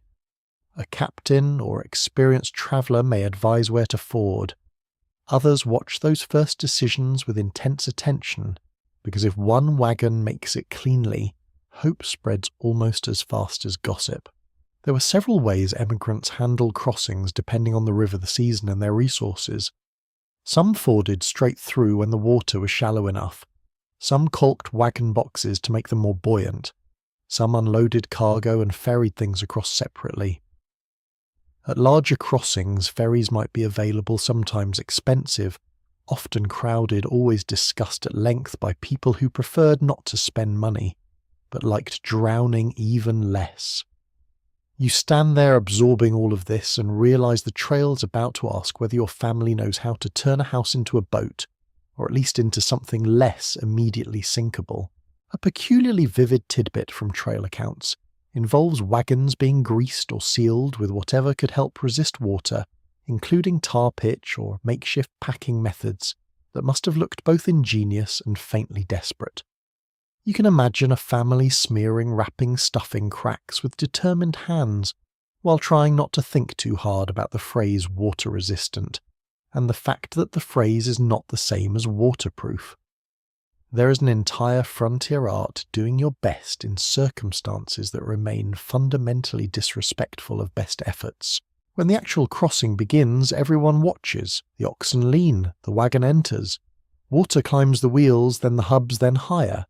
The current presses against the side with immediate authority. A child gasps. Someone on the bank shouts advice nobody needed, phrased quite that dramatically. The driver keeps the team moving because stopping is often the worst thing you can do once committed. In the wagon, items shift. A barrel knocks. The canvas cover flaps wildly as if objecting on legal grounds. You feel the strange split between slowness and panic. The crossing may take only minutes, yet each second swells until it seems large enough to live inside. Water curls brown around the spokes. The animals strain. Feet slip. Men wading beside the team brace themselves with ropes, pushing, guiding, praying in the multitasking manner perfected by desperate people everywhere. This is not the elegant courage of paintings. It is wet, noisy, muddy concentration. Children must be managed with special care during all this. Some are kept in the wagon if that is judged safest. Others are carried or led separately. Nobody wants little feet near deep mud moving teams or the kind of confusion that rivers produce naturally. You hear more names called in 10 minutes at a crossing than in half a day on the open road. Families survive these moments partly through physical preparation and partly through pure counting. Where is everyone? Who has the baby? Who has the rope? Who has the bag with the medicine? who has not under any circumstances wandered after a floating stick. There is an unresolved question among trail historians about whether emigrants became more cautious over time at crossings or whether fatigue sometimes made them take greater risks late in the journey. The surviving accounts suggest both happened. Some families learned caution from earlier scares and took more time than ever. Others, worn down by repetition and delay, gambled because standing on the bank with your entire life packed behind you can create a fierce impatience. You can understand the temptation. The same path daily trains you into forward motion. A river tells you to stop thinking like that or pay for it, and payment could be severe. Goods were lost in the water, flour ruined, bedding soaked, tools gone. Sometimes animals were swept downstream, sometimes worse followed. One of the most sobering features of the trail is how quickly ordinary household objects become the measure of disaster. Not only lives, though, those matter most, but cups, blankets, food powder, letters, the little stock of continuity each family carries west. The river does not care whether that chest contains practical tools or the last surviving Bible from your grandmother's shelf. It takes with equal indifference. Yet crossings also reveal the best of the moving community. Men from other wagons may step in with ropes. Women on the bank gather children and make room near fires for damp little bodies afterward. Advice is shouted yes, but so is encouragement. Borrowed hands become as valuable as borrowed tools. Mutual aid is not sentimental here. It is immediate. A family's private courage gets reinforced by the temporary village around it. A more obscure but memorable trail habit was the keeping of little crossing trophies, not official ones, just stories, fragments, jokes, and narrow escapes retold for days after. Someone's hat floated 3 yards before being caught. Someone's skillet came through while half the camp had confidently predicted its doom.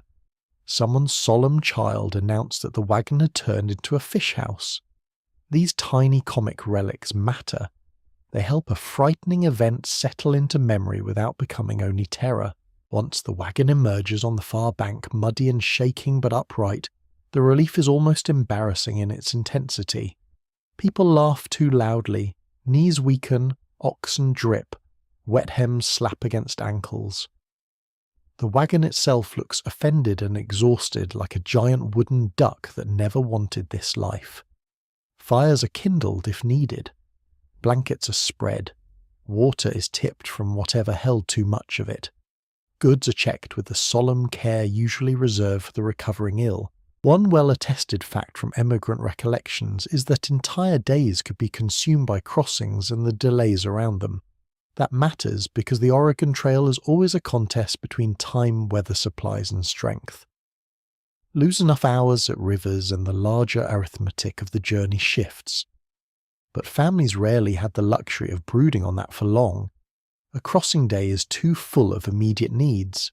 Dry this, save that, count the children again, check the flour, thank heaven, complain a little, move on. You notice how quickly domestic life reasserts itself even after danger. Someone is wringing out a cloth. Someone is reheating coffee. Someone is scolding a boy for getting too close to the team during the crossing, though the scolding trembles at the edges because fear is only now leaving the body. Someone else is laughing about a floating bucket with a kind of hilarity that really means I'm so relieved I may never stop talking. That's perhaps the quiet secret of river crossings. They break routine, yes, but they also show what routine has built. A family that can pack swiftly, count accurately, obey instructions, trust one another, and improvise under pressure does not arrive at the bank by accident. Daily repetition has been training them for this without their fully noticing. The same path daily has made them coordinated. It has made them boring in useful ways. It has turned ordinary care into emergency skill. As evening comes after such a day, the camp feels slightly altered, more grateful, more subdued. Children sleep hard. Adults stare into the fire a bit longer than usual. Wet items still hang where they can. The river now behind you keeps moving in the dark as though none of this mattered especially, but on your side of the bank a family has brought itself through one more trial by rote patience, teamwork, and a small army of practical decisions made under pressure. Tomorrow the road may flatten again into its familiar rhythm.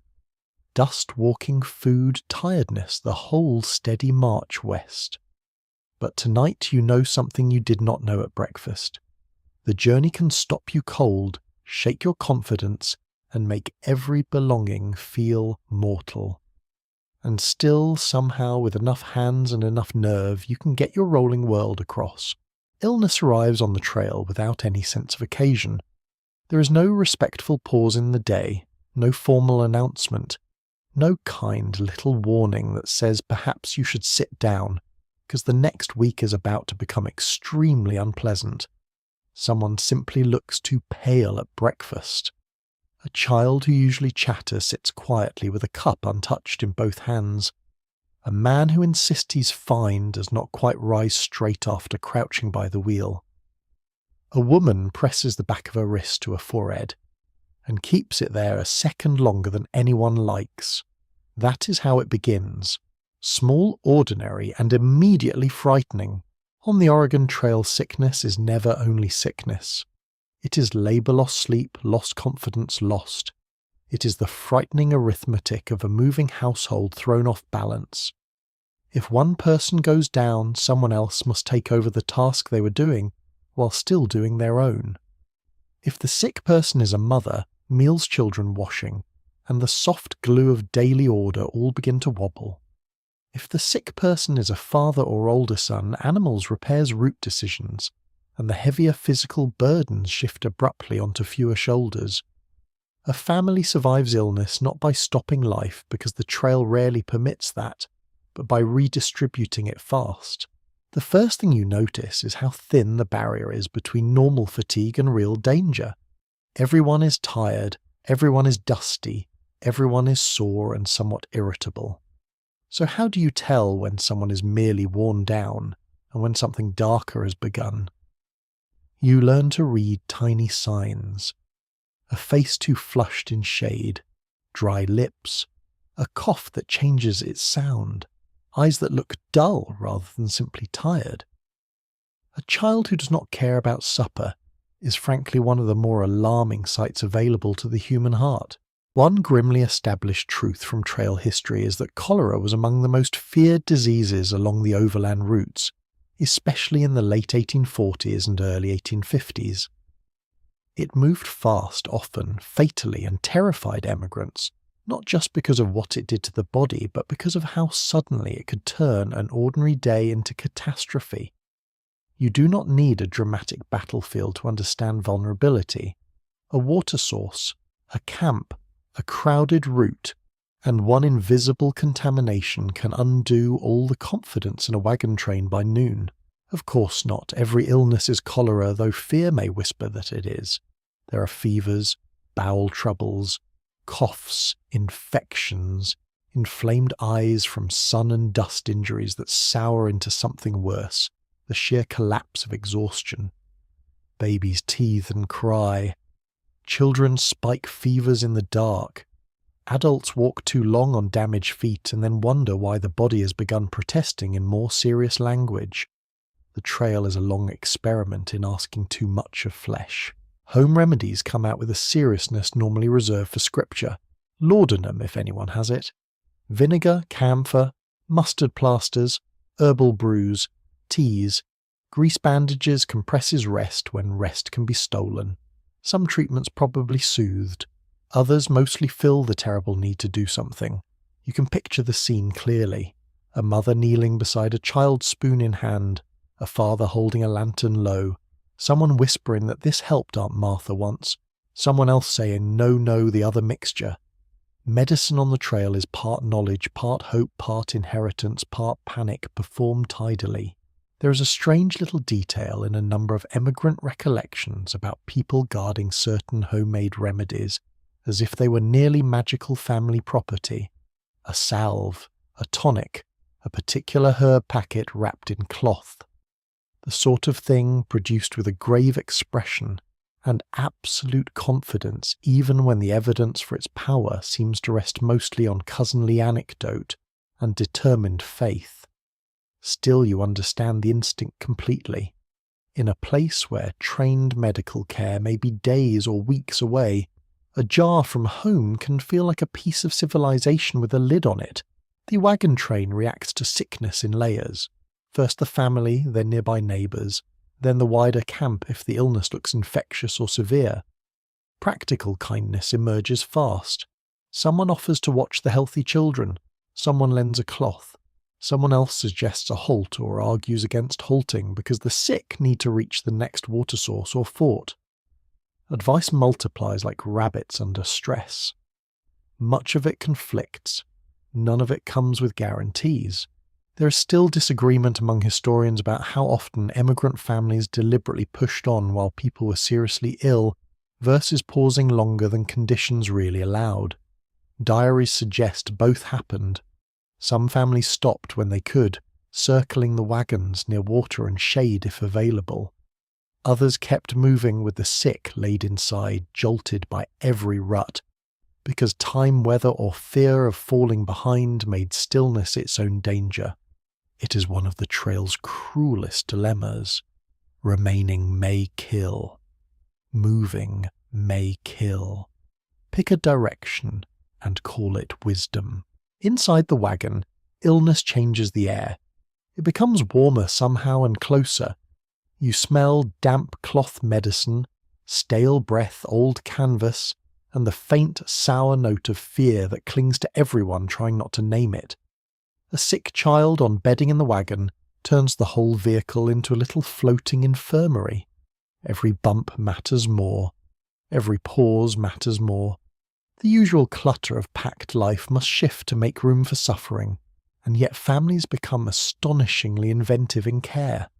A blanket rolled into support, a hat used to fan, water measured with ceremonial precision, a hand at the back of a neck, someone walking quietly instead of speaking because even cheerful words sound too loud beside a fever. Trail nursing is rarely glamorous. It is patient repetition. Wipe the face, offer the drink, check the child, lift the head, wait, repeat. One familiar feature of emigrant accounts is the profound importance of women's nursing labour during illness. That should surprise nobody by now, but it deserves saying plainly. Women often carried the heaviest burden of caregiving, even while the journey continued. They cooked for the healthy, tended the sick, comforted the frightened, and somehow remained expected to notice whether the shirts needed mending and whether the baby had been fed. The trail did not suspend domestic obligation when illness arrived. It piled them together and trusted women to sort the heap. Older children too become part of the medical system in quiet ways. A girl fetches water without being asked twice. A boy walks more carefully because his father is limping. A child who would normally quarrel with a sibling now sits near them with solemn loyalty because fever has made the usual nonsense feel unimportant. Illness can reveal tenderness in a family the way cold reveals breath. A curious note from some overland letters and memoirs is that certain foods took on almost miraculous status when someone was ill. Toast, if it could be managed, weak tea, broth, rice water, anything light, plain, warm and keepable. Not because these foods were magical, but because they represented a return to order. If the patient can sip this, perhaps all is not lost. It is astonishing how much hope can be invested in a spoonful. Then there are the accidents which belong in the same unhappy family of bodily vulnerability. A wheel slips, a hand is crushed, someone falls beneath or beside moving gear, a horse startles, a child wanders too near a team. People think of the trail as disease and distance, but the ordinary machinery of daily life could wound with no malice at all. These injuries might heal, or they might become infected, or they might leave someone half useful when full usefulness is what survival requires.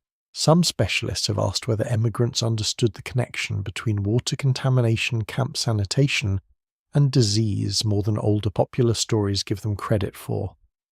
The answer seems mixed. Many observed associations, bad water, dirty camps, sickness spreading even if germ theory as we know it was not yet available to them in practical frontier terms. People were not fools, they noticed patterns. But noticing a pattern and escaping it on a crowded trail are not the same thing. Sometimes you know what is dangerous and still must drink. At dusk, a camp with sickness in it sounds different. Quieter in the wrong places, more subdued around the fire, voices lowered, laughter brief and quickly checked. Every family nearby listens a little, even if they try not to. A cough in the night carries farther than a song. So does a mother's soothing murmur. So does a child's restless crying. The darkness feels thinner when someone is unwell.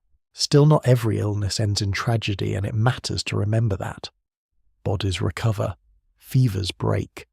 Children sit up and ask for food with insulting suddenness, after terrifying everyone for a day and a half.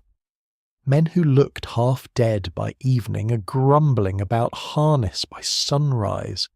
Women who seemed worn beyond repair are back at the kettle, not because they should be perhaps, but because the family is moving and need is rude that way. Recovery on the trail can feel almost magical simply because fear has made the ordinary return of appetite look like a miracle. You begin to see that families survive illness not because they have excellent options, but because they pour care into poor options until something holds. They borrow strength from one another. They share labour. They endure the uncertainty. They continue sometimes after rest, sometimes while carrying the sick with them.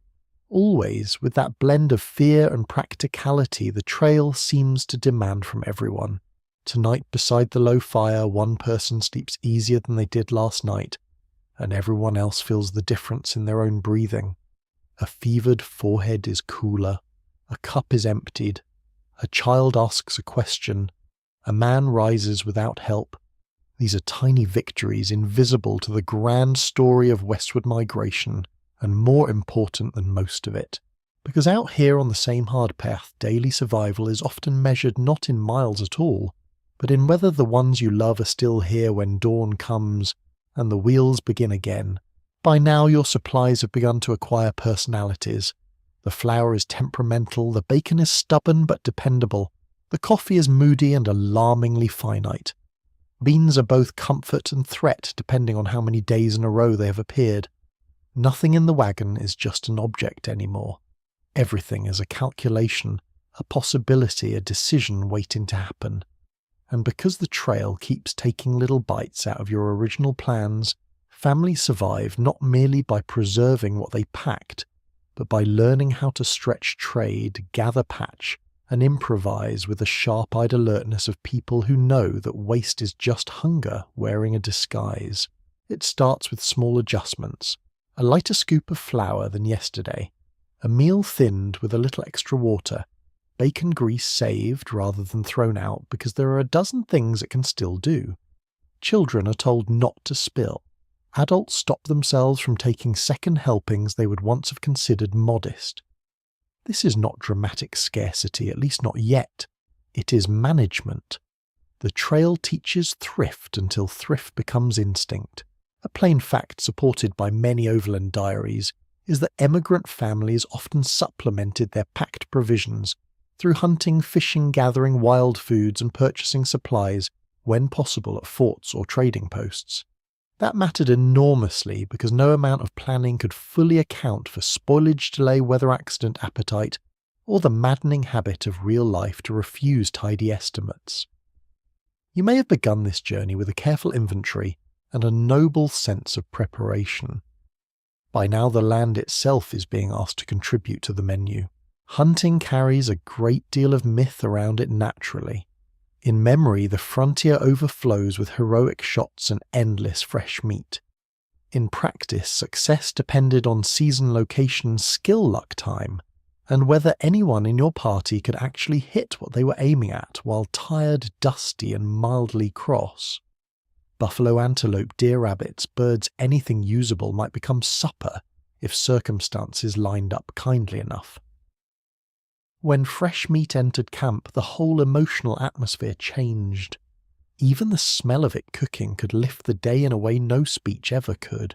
There is an amusing little trail detail in some recollections of hunters returning with vastly improved versions of what actually happened.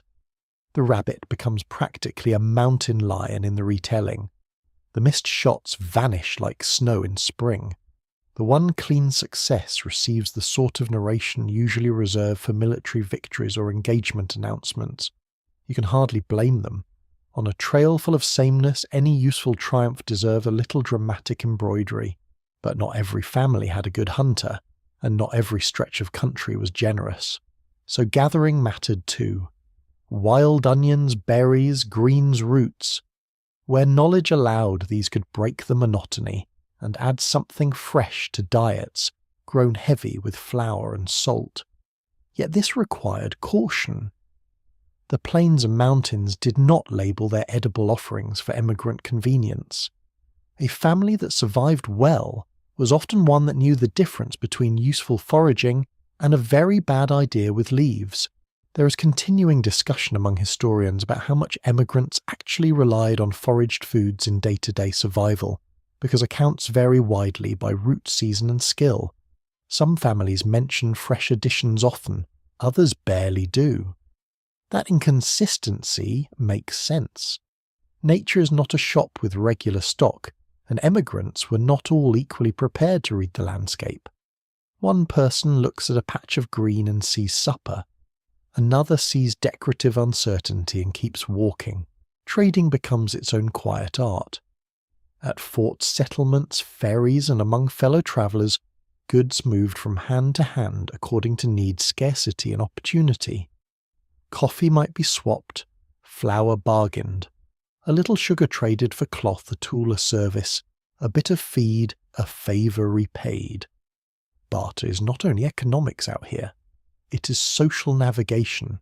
You learn who drives a hard bargain, who is fair, who is generous in a crisis, and who behaves as though lending half a cup of meal should earn them a monument in the next territory. Some overland travellers also traded with native people for food horses, guidance, salmon routes, or local goods, depending on where they were and who they encountered. These exchanges could be practical, cordial, tense, misunderstood, or all four in varying order. Whatever later myths tried to simplify the reality was that emigrant survival often involved exchange across cultures, sometimes willingly acknowledged, sometimes described afterward with more pride than accuracy. Out on the ground, usefulness tends to cut through ideology with surprising efficiency. One odd little item that appears in accounts and anecdotes is how often families treasured tiny flavour changes. A handful of berries, a scrap of onion, a little molasses, even a different texture in the bread. Variety itself became nourishing. Not because the body forgot how calories work, but because the mind needed signs that the world still contained difference. If you have eaten 3 moral lessons in bean form this week, a tart berry can feel like civilization. Children are often deputized into this economy of stretching. They gather fuel, fetch water, watch for dropped items, carry smaller parcels, and sometimes spot opportunities adults miss.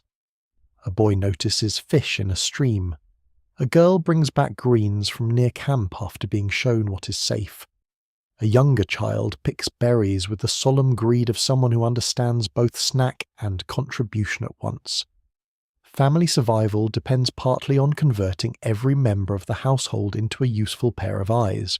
What you also discover is that food stretching is inseparable from tool stretching, cloth stretching, patience stretching. A broken strap gets mended rather than mourned. A nearly ruined pan is still pressed into service. A shirt becomes patches and then rags and then perhaps one final cloth for some task no one back home would have predicted. The trail fosters a material imagination that polite, settled life often suppresses. Objects do not retire when worn. They audition for second and third careers. A notable truth from emigrant life is that forts along the route served as important resupply points, information exchanges, and sometimes deeply disappointing shops. where prices rose in proportion to travellers' desperation. You can almost feel the mix of hope and suspicion as a family approaches one. Perhaps there will be flour, perhaps coffee, perhaps hardware, perhaps only thin stock and thick prices. Still, the chance to buy anything at all after weeks of relying on what you brought and what the land yields can make a fort seem almost luxurious, even when the luxury turns out to be mostly theoretical. There is a charmingly human habit in some trail accounts of people speaking with great reverence about ordinary things once they had run low. Salt, soap, vinegar need refined admiration very quickly. Back home, no one gathers the children around to gaze emotionally at a usable onion. On the trail, an onion may briefly outrank poetry. There remains some uncertainty among researchers about whether emigrants tended to overestimate or underestimate their supplies as the journey wore on. Human beings are famously terrible at both optimism and panic sometimes within the same evening. A father may insist there is enough flour when there clearly is not, simply because the alternative is intolerable. A mother may worry the bacon will never last, only to make it last through a sequence of tiny cunning economies no one else fully notices. Household arithmetic is rarely neutral. It is emotional mathematics performed under weather. The land itself can sometimes offer replacement materials where proper goods fail. Grass twisted into makeshift stuffing, wood reshaped into pegs, hide reused, bits of wire saved. Every scrap earns another chance at usefulness. There is no room for delicacy about this. Comfort becomes inventive, necessity becomes rude and efficient, and somewhere in the middle of that a family learns they are far more capable of adaptation than they once believed, though perhaps less cheerfully than they might have preferred. At camp talk often turns to supplies because supplies are the future in physical form. How much coffee remains? Whether the beans should be opened yet? If the traded flour seems trustworthy? If the hunt was worth the powder? Whether tomorrow's halt should be longer to fish? These conversations are partly practical and partly a way of handling anxiety with nouns. It is easier to discuss bacon than fear, though on the trail the two are often close cousins. You also notice how success in stretching resources changes the mood of a household. A decent trade can buoy everyone. A lucky catch can make the children giddy and the adults almost flirt with optimism. Even a cleverly saved quantity enough flour for 2 more days than expected can feel like the universe has briefly remembered your address. Families survive long journeys through 1,000 such tiny reprieves.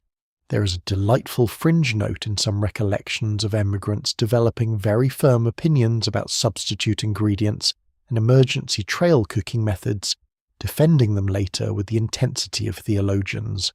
Someone swears by frying dough thinner. Someone insists coffee should be rationed differently. Someone believes dried fruit must be saved for fever, while another considers that nearly criminal given current morale. Hardship turns ordinary domestic preferences into frontier doctrine. As dusk settles, you sit with whatever supper the day's ingenuity has made possible. Perhaps there is fresh meat for once smoky and astonishing. Perhaps berries brightening a plain meal. Perhaps only the same staples yet arranged with enough care to feel slightly renewed. Cups move from hand to hand. Firelight warms faces drawn long by the road. The children chew more slowly because even they understand tonight is not entirely ordinary. And that is the lesson of this phase of the journey. Survival is rarely one grand rescue. More often it is a long chain of extensions, a meal stretched, a tool repaired, a bit of trade secured, a handful of greens found, a precious supply preserved just 1 day longer. You keep the family going by refusing to let any resource have only one meaning or one use. Tomorrow the road will ask again, it always does. But tonight, by barter, luck, skill, watchfulness, and a good deal of stubborn domestic intelligence, you have managed to pull one more meal, one more day, one more measure of endurance from a world that never promised generosity in the first place. By now the trail has taught you a dangerous habit. It has filled your head with rumour before reality arrives. You hear things long before you see them. About rivers, about weather, about shortcuts, about forts, and especially about the people whose lands you're crossing. Around campfires and water stops, stories travel faster than wagons ever could. Some are useful, some are nonsense, some are fear dressed up as certainty. And when your family begins meeting native communities along the route, you discover very quickly that the truth on the ground is more human, more complicated, and often much less theatrical than the stories emigrants tell one another in the dark. The first thing you notice is not conflict but presence. This land is not empty. It never was. Paths intersect. Smoke rises from places not your own. Riders appear at a distance, then vanish again. Camps are seen near water. Tracks cross tracks. You're moving through a lived world, not some blank stage waiting patiently for your family's arrival. That realization lands differently once you're out here. Maps and slogans may have suggested one thing. Actual human geography says another. One firm historical point is that the Oregon Trail crossed lands inhabited and used by many native nations, including peoples such as the Oto-Omaha Pawnee Lakota, Cheyenne, Shoshone Cayuse, and others depending on the specific segment of the route and season. Emigrant families did not travel through a vacuum. They moved through territories with existing trade networks, political relationships, seasonal rhythms, and long knowledge of the land that far exceeded anything most newcomers possessed. That matters because survival on the trail was often influenced by these encounters, more than later popular myths like to admit. At first, meetings can feel tense simply because everyone is measuring everyone else. Emigrants watch from the wagons. Native people watch the wagons back. Children stare openly because children always do. Adults try to look calm while very obviously not being calm. The air fills with those little signs of uncertainty. Quieter voices, closer counting of children hands, checking where tools or weapons are heads turning too often. It does not take open danger for fear to make itself busy, and yet many meetings are practical. Trade happens, information moves. A question about the next river, an offer of fish routes, horses' guidance, or local goods in exchange for cloth tools, tobacco flower beads, or other items. Survival has a way of encouraging communication even where suspicion already sits at the table. You may not share language easily, but need has its own grammar. A gesture toward the water, a hand showing quantity, a held-up object, a nod, a pause, a bargain. A particularly memorable little detail from several emigrant recollections is how fascinated children could be by one another during these encounters, even while adults wrapped everything in caution. A wagon child peering out at a rider's clothing horse-tack hairstyle or ornament. A native child staring back at this rolling wooden house, full of pale faces, pots, bedding, and excessive awkwardness. For a moment before adults place all the usual barriers around it, curiosity feels like the most natural thing in the world. Of course, curiosity did not erase misunderstanding. Emigrants often arrive carrying exaggerated fears of attack, theft, or trickery, many of them shaped by rumour prejudice or stories repeated without context. Native communities, for their part, had every reason to view the wagon trains with concern, irritation, strategic interest, or outright anger. Thousands of travellers crossing the land affected game, water, grass trade, and political balance. The idea that only the emigrants were anxious is one of history's more self-flattering habits. There is still lively debate among historians about how often open violence occurred on the Oregon Trail relative to how often emigrants feared it would. The broad pattern suggests that disease, accident, and environmental hardship killed far more emigrants than violent encounters did, though that reality was often overshadowed in memory by dramatic stories of conflict. Human beings are reliable that way. Quiet dangers do the greater damage. Loud dangers get the better legends. You begin to notice how much aid emigrants sometimes received from native knowledge, whether they admitted it fully later or not. Directions to water, advice about crossings, trade for food, help finding lost stock, information about the trail ahead.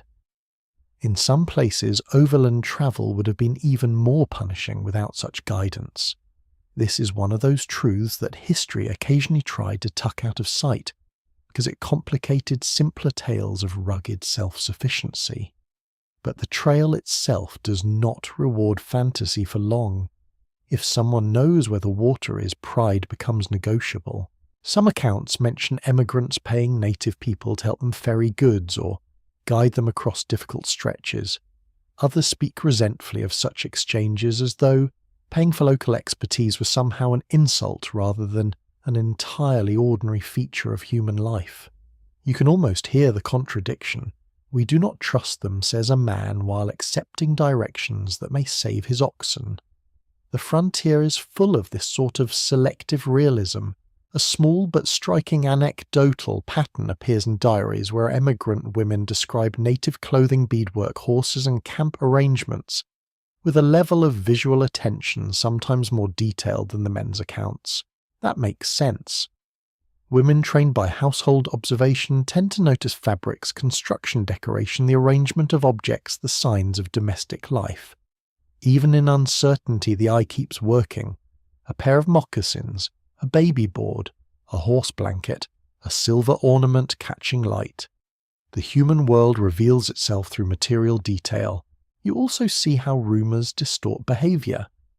One frightened story in the morning can make a whole train more brittle by afternoon. People grip tighter, speak harsher, sleep lighter.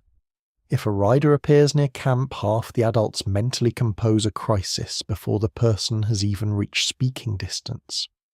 Then perhaps the moment passes in trade or simple observation, and everyone feels vaguely foolish, but not quite foolish enough to stop spreading the next rumour. Anxiety like dust travels well. There is another layer here too, and it is not comfortable. The emigrants are not merely passing through in some innocent sense. Their movement west is part of a larger process that threatens native communities profoundly.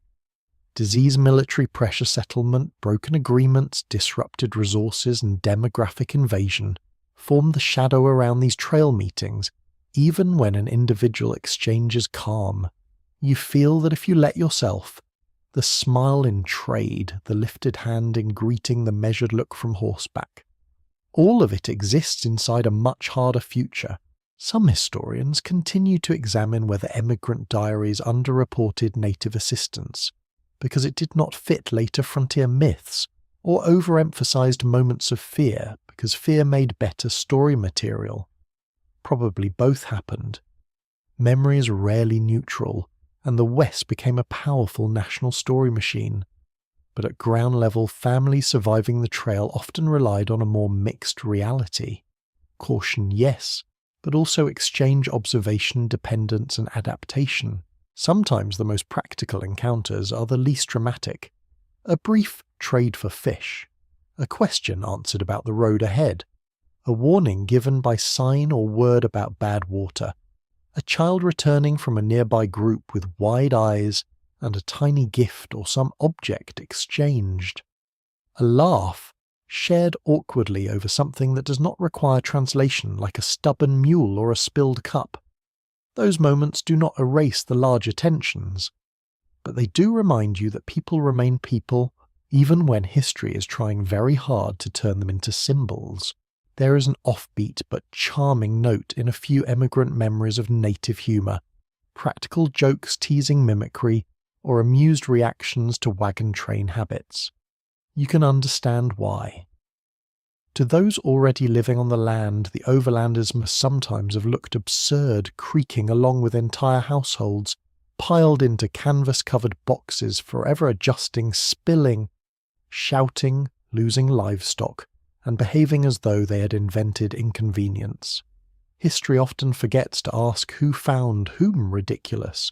For families on the trail, especially those with children, one of the hardest tasks is managing fear without handing it down whole. Parents cannot simply say "do not worry" when they themselves are watching every movement near camp. So they translate fear into rules. Stay near. Do not wander. Come when called. Do not stare. Be polite. hold my hand. These are not new parental habits, but on the trail they gain extra force. A family survives partly by turning uncertainty into procedures everyone can follow. One detail that remains consistent in many first-hand accounts is the centrality of trade items specifically packed for exchange beads, cloth, tobacco knives, mirrors, and other goods. Families did not always improvise these interactions from nothing. Many knew before leaving that exchange with native communities could be part of trail life. That alone tells you something important. For all the later mythology of isolated pioneer heroics, actual emigrants often expected contact and prepared for it.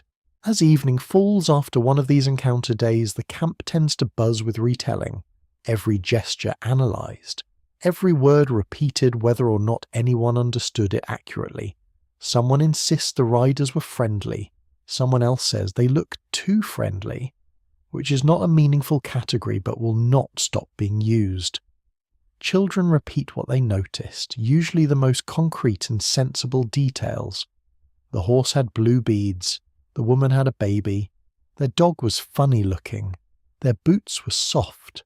In their simplicity, children often come closest to observation before adults bury everything under narrative, and perhaps that is what this part of the trail teaches best.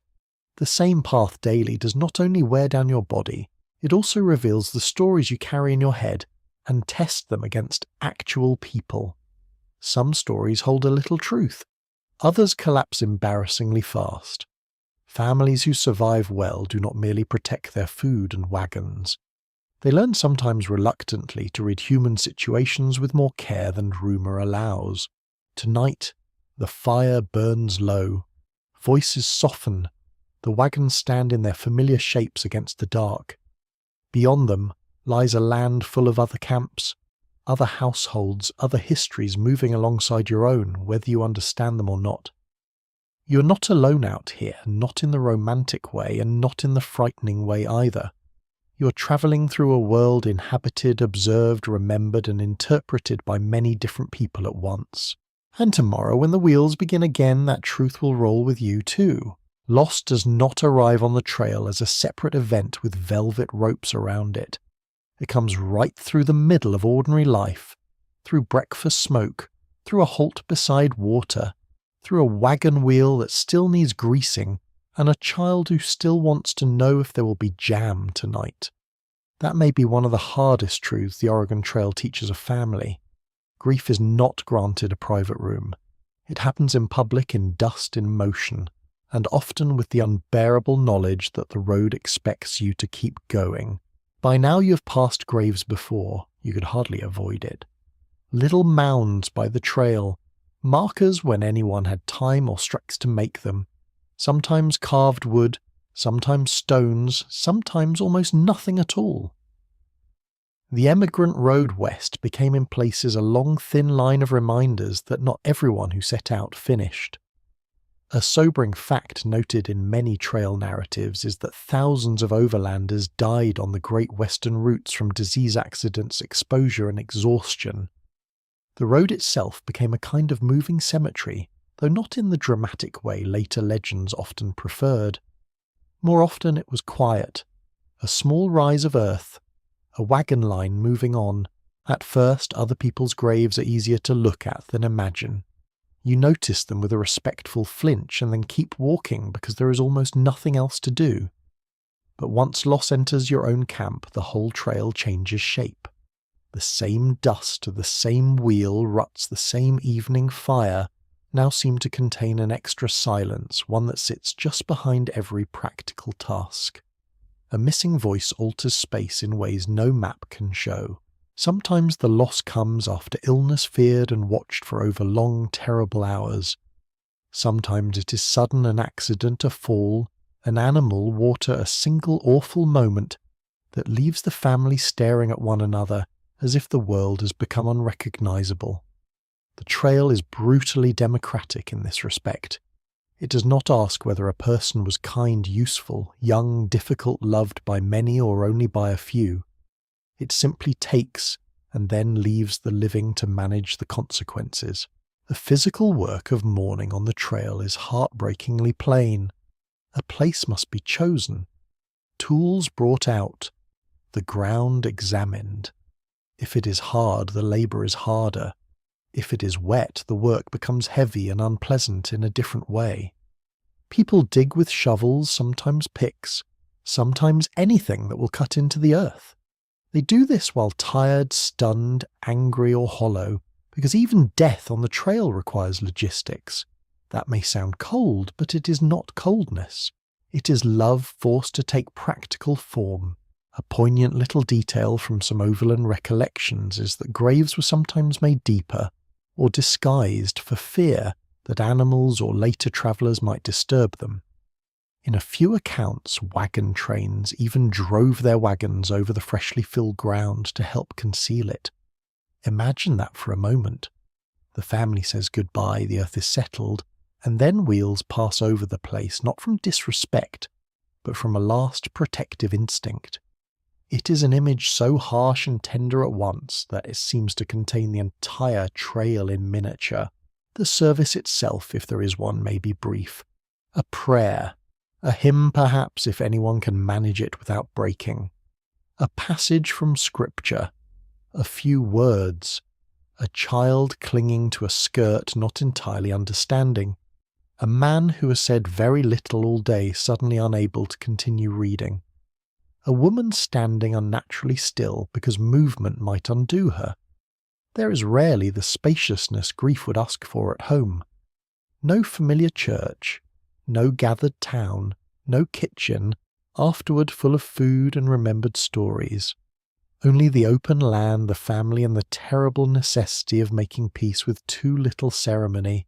There is still disagreement among historians about how often emigrant diarists muted the emotional intensity of death, simply because the writing was practical, restrained, or too painful to dwell on. Some records are heartbreakingly sparse. Died today. Buried at noon. We moved on. Those lines can seem almost cold until you remember the people writing them were exhausted, shocked, and living inside conditions that rewarded compression. Sometimes brevity is not indifference. It is all the hand can manage. Children absorb loss in ways that unsettle adults because their responses often swing between piercing grief and immediate return to ordinary concerns.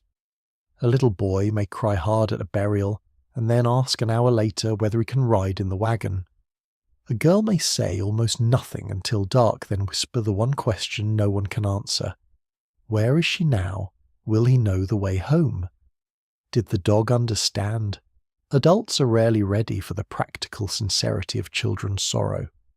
Yet families survive partly by letting grief move through these different bodies in different shapes.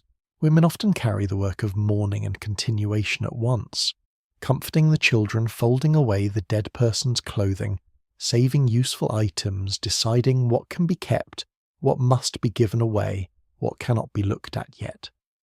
Men may be doing the outer tasks, digging, fixing, speaking with the wagon captain, discussing when to move. Women are often doing the inner redistribution of a life. This cup was hers. These socks can still be used. That ribbon stays with me. That Bible goes here now. Domestic order becomes the vessel through which sorrow is handled because there is no other container available. A little known but deeply human detail in some accounts is how often emigrants kept tiny relics after a loss. A lock of hair, a spoon, a patch of cloth, a letter tucked deeper into a trunk, not grand memorials, just small objects carrying unbearable density. On a trail where weight matters, what you choose to keep from the dead says everything. Space is precious, memory more so. You also begin to notice that grief has a sound on the trail, or rather several sounds. A camp gone too quiet. A child wailing openly in a way that makes every nearby adult look down. The lowered murmur of neighbours speaking with awkward kindness. The scrape of shovel on earth. The sudden ordinary noise afterward, oxen breathing kettle, clanking, someone calling a name, and getting no answer because the habit has not yet left their mouth. Those little collisions between routine and absence are often the sharpest cuts of all. There is an active discussion among scholars about whether the repetitive motion of the trail helped blunt grief by keeping people busy or made grief worse by denying time to fully process it. Most likely it did both. Motion can save you. Motion can also feel obscene.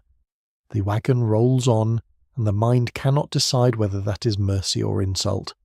You walk beside the wheel the next day and think how impossible it is that the landscape looks unchanged, and yet that is exactly what happens. Families move on, sometimes the same day, sometimes after a short pause if circumstances permit. The children must eat. The animals must be watered. The road, hateful in its indifference, continues to offer itself westward.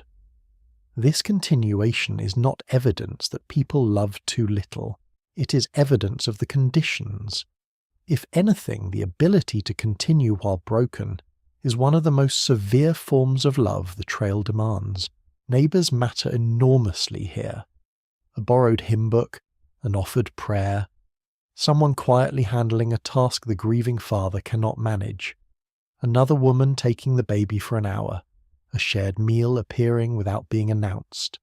The moving village that may bicker over coffee or cattle spacing can become suddenly gentle when death enters a camp. Not always perfectly. People are clumsy around grief in any century. But the effort counts. Out here, practical kindness is often the only kind that can be delivered before sunset. One broadly attested reality of the overland journey is that emigrants frequently encountered the graves of earlier travellers and sometimes read their markers aloud or copied names into diaries. There is something haunting about the custom, the dead becoming part of the knowledge of the road, a warning, a witness, a sad form of companionship. You may pass someone buried 3 weeks ago and feel closer to them than to half the people you knew back home, simply because the trail has made all vulnerability feel communal. There is even room, strangely, for a kind of dark humour at the edges of mourning, though it comes later and very gently. A remembered phrase, a habit of the dead retold by the fire with a sad smile, the way he always tied a rope too tight, the way she scolded the coffee as if it were capable of moral improvement. These tiny recollections keep a person human. Grief does not want only grand statements. It wants the ordinary absurdities returned to it too. As evening settles after such a day, the firelight moves across, faces changed in ways that will not reverse. Someone's blanket lies folded differently. Someone's cup is not needed. Someone's place in the wagon has become a space no one quite knows how to approach. The family feels both smaller and more fragile, like a table missing one leg but still somehow standing because everybody leans carefully. And this, though no one would choose it, becomes another part of how families survive long journeys. They carry the dead forward, not in body, not even always in words, but in adjusted habits, in kept objects, in sudden silences, in stories repeated later in the changed way one child now holds a sibling's hand more tightly. Mourning becomes mobile. It travels tucked among the bedding and flour sacks, seated invisibly beside the living. Tomorrow the same path will stretch ahead once more. The wheels will turn, the children will ask for things, breakfast will still need making, the oxen will still lower their heads into the yoke, and somewhere behind you in ground that already looks like part of the plain, again lies a small place where your family stopped being quite the same. The trail does not pause for sorrow. So you learn to walk with sorrow beside you, quiet and constant, as much a companion now as dust. By now you've learned that a family cannot live on endurance alone, though endurance does keep trying to nominate itself for every job. People need more than calories, more than dry socks, more than a serviceable yoke and a passable campsite. They need something that reminds them they are still themselves and not merely a collection of moving burdens. On the trail, those reminders arrive in modest forms. A song half remembered, a prayer said over a tin cup, a joke that survives 3 campsites in a row, a ribbon still tucked in a trunk, the smell of coffee in the dim blue before dawn. Tiny comforts become the furniture of the spirit. The evenings reveal this most clearly. The day's labour loosens its grip a little once the animals are seen to the food is eaten and the children begin drooping at the edges. Firelight changes faces. The hard brightness of noon is gone. Dust settles into the seams of clothing and the lines of hands. Voices which all day had to rise over wheels, wind and instruction soften into a lower register. This is when families try often quite deliberately to become households again instead of a travel mechanism. One widely attested feature of overland life is the importance of religious practice for many emigrant families. Prayers were said, Bibles were read, hymns were sung at camp or on Sundays when trains paused. Faith did not remove danger, of course, and it certainly did not keep coffee from running low, or children from stepping in things they had been explicitly told to avoid. But it provided language for uncertainty, a pattern for grief, a framework for hope, and a way to make the endlessness feel answerable to something beyond weather and axle grease. For many families, prayer was not an extra. It was infrastructure. You can picture it now.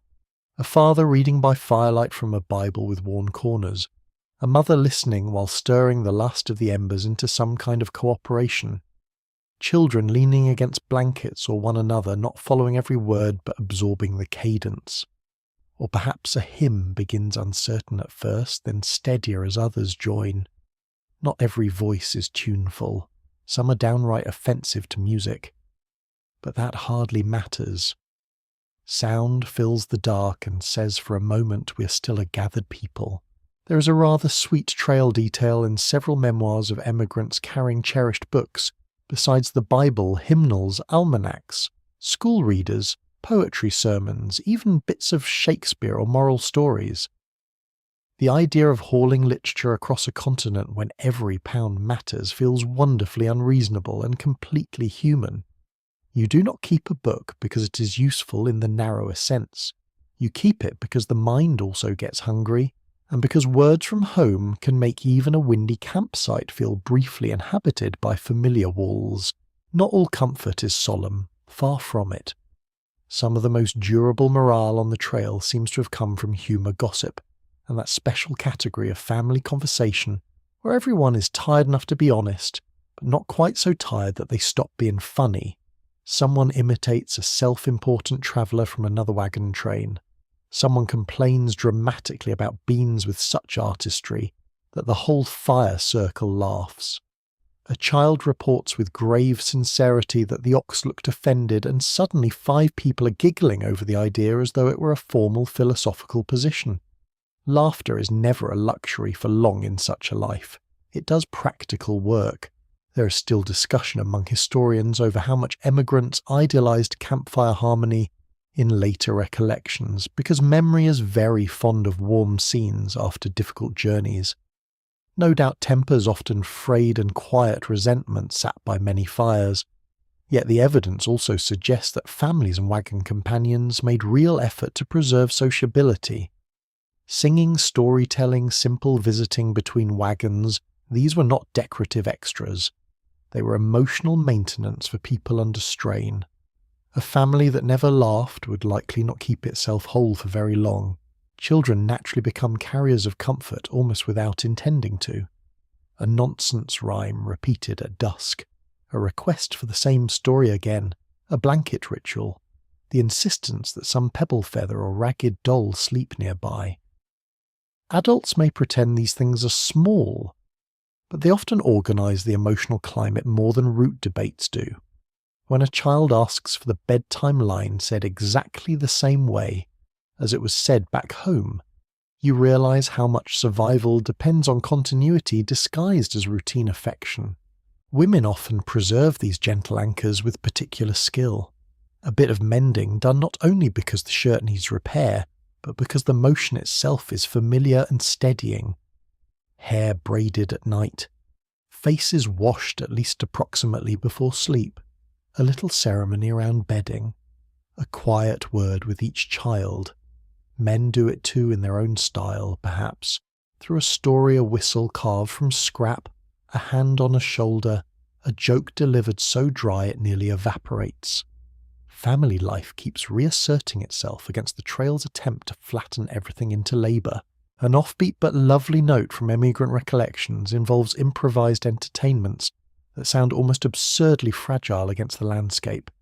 Dancing to a fiddle when one appeared, mock debates, spelling games, little recitations, children performing something they had plainly invented 3 minutes earlier and presenting it with devastating confidence. One can imagine the audience a circle of dusty, exhausted adults applauding like royalty, because anything that is not cholera or wheel repair deserves immediate support. There is also the comfort of ritualised pause. Sundays mattered to many travellers, even if observed imperfectly. Some wagon trains rested more fully cooked, washed, worshipped, mended, and let the animals recover. Others under pressure bent the rules. But even where travel continued, the idea of a special day retained force. It divided time. It told people that not every sunrise had to be identical in meaning. On a journey defined by repetitive motion, any pattern that lifted one day slightly apart from the others became valuable beyond its outward simplicity. Some scholars continue to explore whether these emotional and spiritual practices had measurable effects on family cohesion and perseverance. That is difficult to quantify naturally, but the diaries suggest a clear intuition among travellers themselves. Households needed moral and psychological replenishment as much as they needed bacon and flour. No one speaks in those exact modern terms, but the underlying truth is there. People who can still sing together tease one another, pray, tell stories, and preserve tiny domestic habits have more interior room in which to survive hardship. And then there are keepsakes, little objects from home that do almost nothing materially and everything emotionally. A brooch too light to matter but too precious to abandon. A folded letter read again in low light. A scrap of lace. A child's toy mended past dignity. A packet of seeds, maybe, or a portrait tucked safely where moisture is least likely to reach. These things are not irrational. They are memory given physical shape, and on the trail physical shape matters. You can lose sleep appetite and patience. You cannot afford to lose the sense that your life existed before this road, and will, if grace allows, exist after it. You begin to see that social comfort extends beyond the immediate family too. Neighbouring wagons exchange songs. Someone borrows a hymn book. Someone else recites a funny anecdote 3 camps in a row, because the reaction remains excellent. Older women compare remedies and recipes with the solemnity of diplomats. Young people steal glances and tiny bits of conversation that suggest even the frontier cannot entirely suppress courtship. Human nature, inconveniently resilient, keeps producing normalcy and scraps. One plain truth from overland accounts is that storytelling flourished on the trail partly because it cost nothing, and partly because narrative helps tame uncertainty. People told family stories, local legends, Bible stories, jokes, cautionary tales and memories of home. A story is a portable hearth. It gathers attention, structures time, and briefly turns a circle of travellers into listeners rather than sufferers. Even exaggerated stories serve a purpose, especially exaggerated stories. Little embroidered heroism can be medicinal after a week of mud and disappointment. There is a charming fringe detail in some reminiscences about nicknames born on the trail and stubbornly carried afterward. A man known forever after for getting tangled in a rope. A child renamed for some absurd incident involving a skillet or a goose or a riverbank mishap. These names are a form of ownership over hardship. If you can rename an ordeal into a family joke, you have already won something back from it. And still, comfort does not erase loss or fatigue. It simply softens their edges enough that the next morning remains imaginable. A hymn cannot fix a broken axle. A joke cannot refill the flour barrel. A prayer does not always save the person everyone begs it to save. Yet these things sustain in a different register. They preserve the interior world. They keep tenderness from being evicted by necessity. They remind a family that they are more than bodies crossing miles. As the night deepens, the camp settles in layers.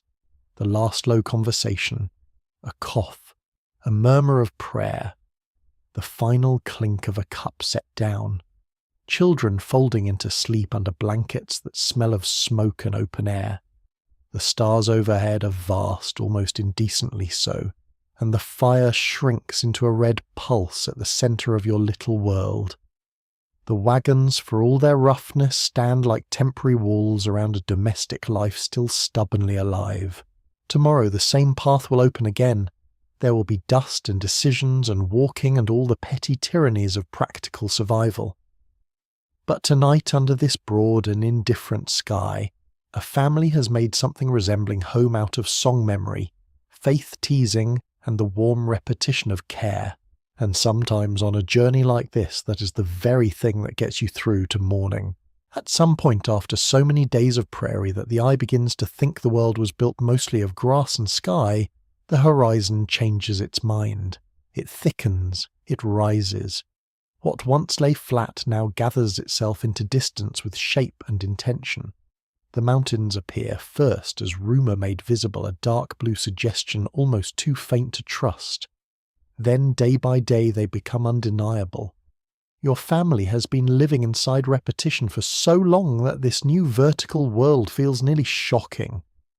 The land which had seemed content to roll gently forever now begins lifting its shoulders. You might think this would feel triumphant, and in one sense it does. The mountains are proof that progress has been real, that the long road has not been some elaborate punishment arranged by geography for its own amusement. Here they are at last, the great landmarks of the western route, visible evidence that you have crossed a continent's breadth. But the first deep feeling is not simple joy, it is apprehension. The plains may have exhausted you, but at least you learned their language. Mountains are a new dialect, and they do not care whether you have time to study. A consistent thread in overland records is the psychological importance of major landmarks, with places like Chimney Rock, Independence Rock, South Pass, and later mountain stretches serving not only as navigational markers, but as emotional ones. Travellers measured hope against these places. To reach them was to confirm that the road, though punishing, did move. Yet each landmark also introduced a new set of challenges. The mountains were not merely scenery at the end of effort, they were the next examination. As you draw nearer, the air begins to change. Even before the harder climbs, mornings can feel sharper, the breeze carrying a cooler edge. The smell of the country shifts too. Less open grass, perhaps, more stone sage pine if you are far enough along streams running colder where they emerge from shade and slope. The ground underfoot grows less generous. Smooth trudging gives way to uneven footing. Loose rock, steeper inclines and descents that make knees speak unkindly to the rest of the body. The same path daily is still there in spirit, but now it rises and twists and asks more complicated questions. The wagons feel different in mountain country. On open plains, the problem was often weariness spread over distance. Here the problem condenses into force. Wheels strain, brakes matter more. Teams must pull with altered rhythm. A climb turns every pound in the wagon into a personal accusation. What once seemed manageable on level ground now reveals its hidden weight. Families learn quickly that mountains are excellent editors. Anything unnecessary is suddenly very unnecessary. There is an oddly charming little detail in some trail accounts of emigrants naming particular rises with exasperated humour. Not official names, but family names or camp names. Things like that miserable hill or never again ridge or the ox complaint. You can hear the exhausted wit in it. When a slope humiliates your entire train before noon, it is only fair to give it a title worthy of the occasion. The labour of ascent draws out every member of the family.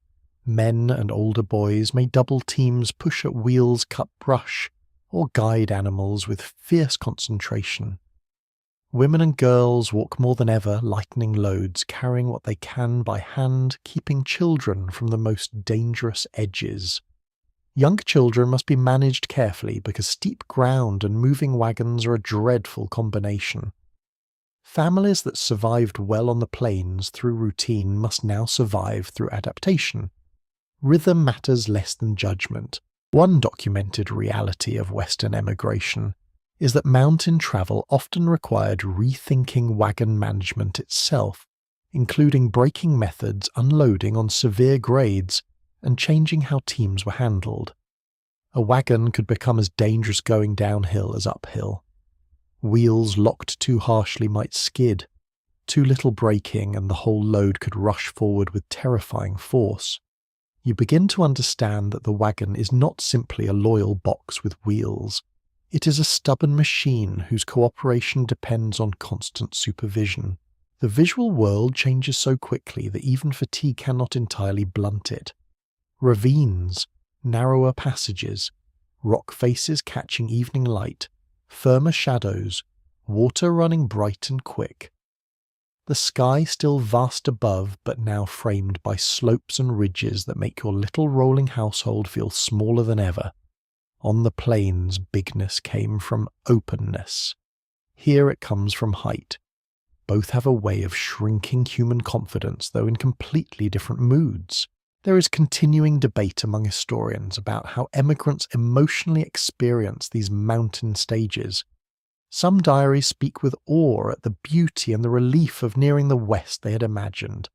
Others sound almost oppressed by the effort, as if grandeur were all well and good until it required hauling a barrel uphill. Those responses are not contradictory. You can admire a view and resent it at the same time. In fact, the trail seems to specialize in producing exactly that blend. Water becomes both gift and complication in mountain country. Streams are more frequent in some areas, often colder and fresher than the dubious supplies of the plains, but access is not always easy. Banks can be steep. Crossings can multiply. Campsites must be chosen with care. A clear stream running over stones may look like an answer to every complaint you have formed in the last 3 weeks, and then reveal itself difficult to reach with animals, kettles and children in tow. The landscape loves beauty and inconvenience in equal measure. An offbeat note from some recollections involves emigrants delighting almost childishly in echoes among rocks and slopes, calling out just to hear the land answer. It is such a lovely frontier moment. After months of the prairie absorbing sound into openness, the mountains begin throwing voices back. Children would have adored it. Adults probably did too, though some may have pretended otherwise. Even on hard climbs, the world still finds ways to surprise the tired. The animals feel the difference perhaps most clearly of all. Oxen breathe harder. Their pace shortens. Horses toss their heads more. Mules calculate their objections with ancient professional skill. Family survival still rests on these creatures, and mountain travel makes their care even more pressing. Grass quality changes. Rest becomes more strategic. A weak team that might have managed one more day on level country can fail more dramatically on a grade. You watch the animals with a heightened concern because the mountains are doing what all difficult landscapes do. They expose the margin you thought you had. Children respond to this new world with the usual mixture of wonder and hazard. They are excited by streams, rocks, trees, echoes odd shapes in cliff faces. Perhaps even snow visible in higher places if the season and route align. They are also more likely to slip wander into troublesome ground, or become too enchanted by a view to remember that a wagon wheel is still a wagon wheel. Parents call more sharply here, hands are held more often. Curiosity is allowed, but only on a shorter leash. One well-supported fact from overland migration is that timing mattered intensely. For those pushing through the mountain and pass regions since late-season travel, increased the danger of cold storms and blocked routes. That knowledge hovered over many trains like an invisible clock. Families may have found the mountain air invigorating for an hour, but they were also keenly aware that these beautiful heights could become deadly if winter got there first. Nothing sharpens appreciation of a lovely landscape quite like knowing it might soon try to kill you. The nights can feel different too, colder certainly in many places, quieter in a new register. The wind sounds altered among slopes and trees. Firelight touches trunks or rock instead of only open grass. Camp seems more enclosed, more hidden, less like a temporary village standing bravely in vast exposure, and more like a cluster tucked into the folds of a larger body. That can feel comforting or claustrophobic or both. Some writers of the trail describe mountain scenery in almost reverent language, while others gave only the briefest practical notes: steep, slow, cold, hard pull, camped near stream. Both styles tell the truth. Beauty does not erase labour, and labour does not erase beauty. Your family moves through both at once.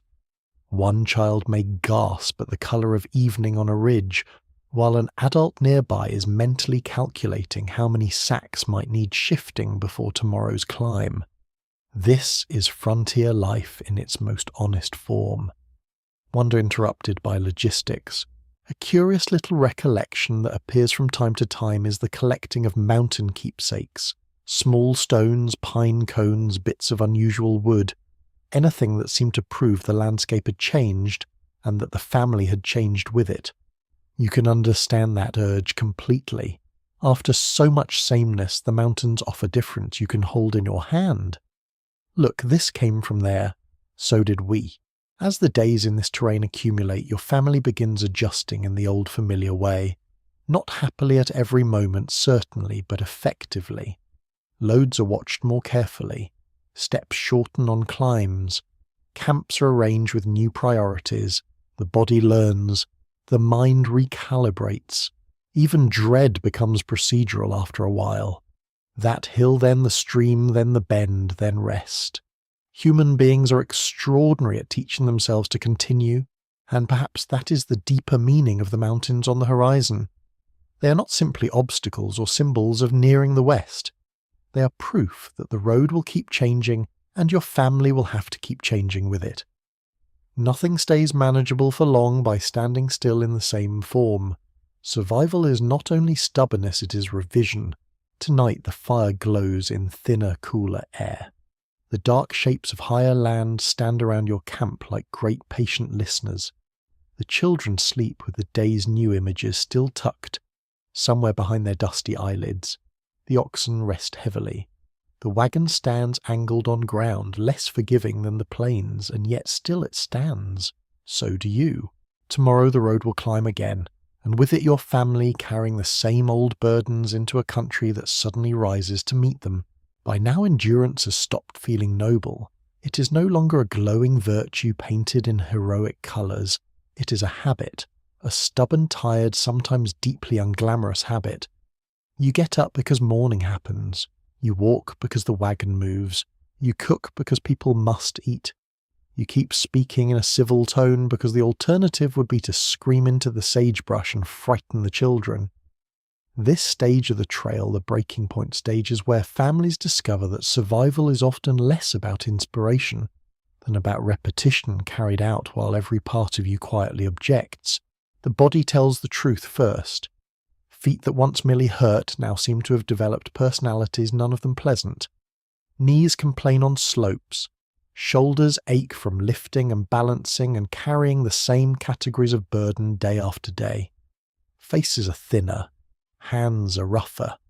Even the children who once bounced back from fatigue with alarming ease begin to show the drag of weeks and months. They cry faster. They laugh more briefly. They fall asleep mid-sentence, little heads tipping toward blankets or shoulders before the cup is even set down. A recurring theme in trail diaries is the sheer cumulative exhaustion of the journey. Not a single crisis, not one perfect dramatic collapse, but a layering of strain that made even ordinary tasks feel heavier the farther west a family went. That is what makes this phase so difficult. There is no obvious villain, no one thing to fight. Only the long arithmetic of effort subtracting a little more strength each day and asking you to continue making competent decisions anyway. The mental wear can be worse than the physical.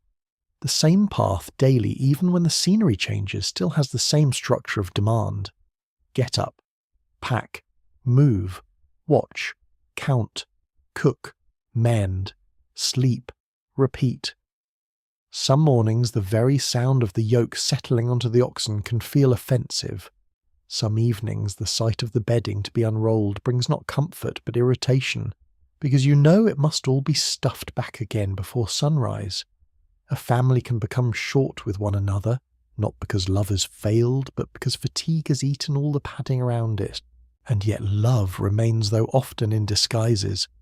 A sharp reminder to drink water, an argument over who should ride because one person is clearly more worn than they admit, a husband taking a heavier share of lifting because his wife's face has gone grey with tiredness, an older sister steering a younger child into shade before the mother even notices, a father speaking too gruffly then quietly repairing the child's torn shoe after dark.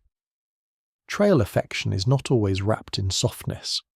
Frequently it comes dressed as duty. There is a rather touching note in some emigrant recollections of people becoming deeply attached to tiny routines that served as anchors when everything else felt worn thin.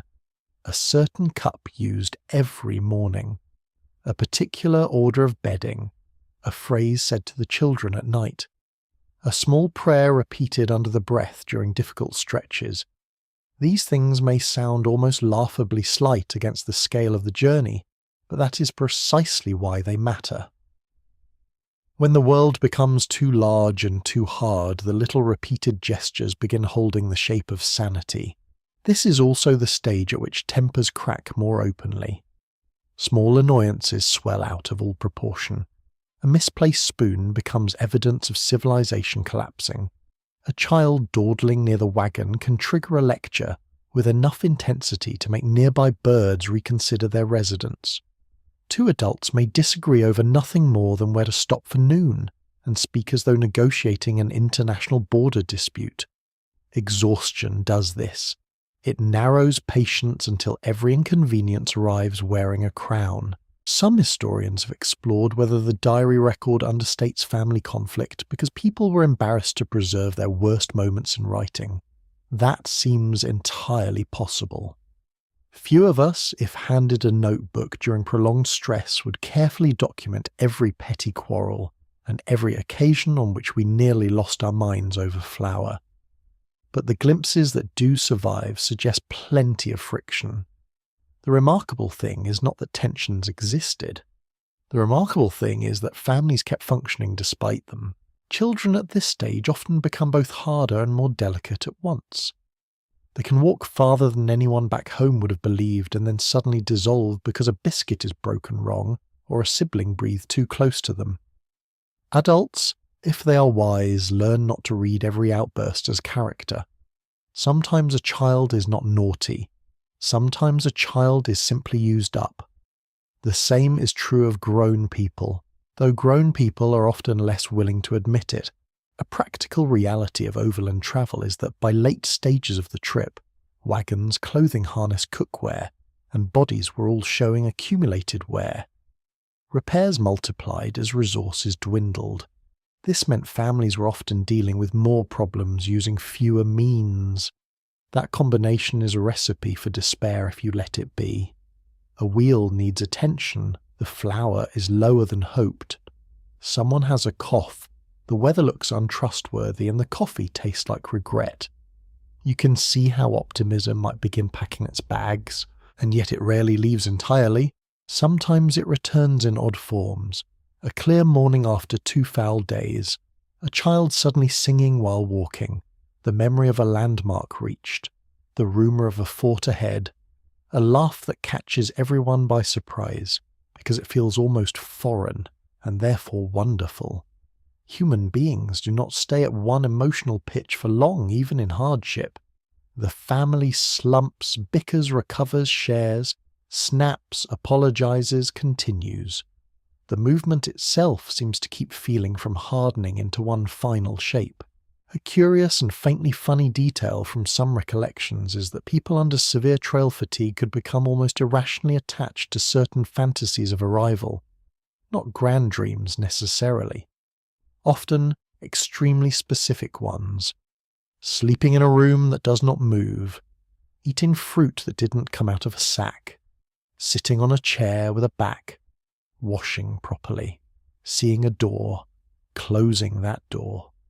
Such dreams sound so modest and yet, at this stage, so luxurious that they may as well be visions of paradise. The breaking point is also where family roles get tested most severely. If a father can no longer carry what he carried who steps in, if a mother is too drained to manage every domestic thread, which child is ready? If one person loses heart, who steadies them? The answer is often everybody in little pieces. Families survive not because one heroic individual never falters, but because the others absorb some part of the weight when faltering comes. The trail punishes isolated strength and rewards shared burden, though not kindly. There is an open question among researchers about whether long overland journeys ultimately strengthened family bonds through shared ordeal or weakened them through prolonged stress. Looking at the evidence, the only honest answer is that they did both sometimes in the same household. Hardship can make people cling more tightly. It can also wear grooves of resentment. You can imagine a marriage becoming more tender through mutual reliance, and you can imagine another becoming brittle under the same pressure. The trail does not distribute revelation evenly. At camp, the signs of this stage are everywhere if you know how to read them. More people sitting in silence after supper, fewer unnecessary motions. The children curled up sooner, adults staring into the fire as though waiting for it to issue practical guidance, mending done with slow hands.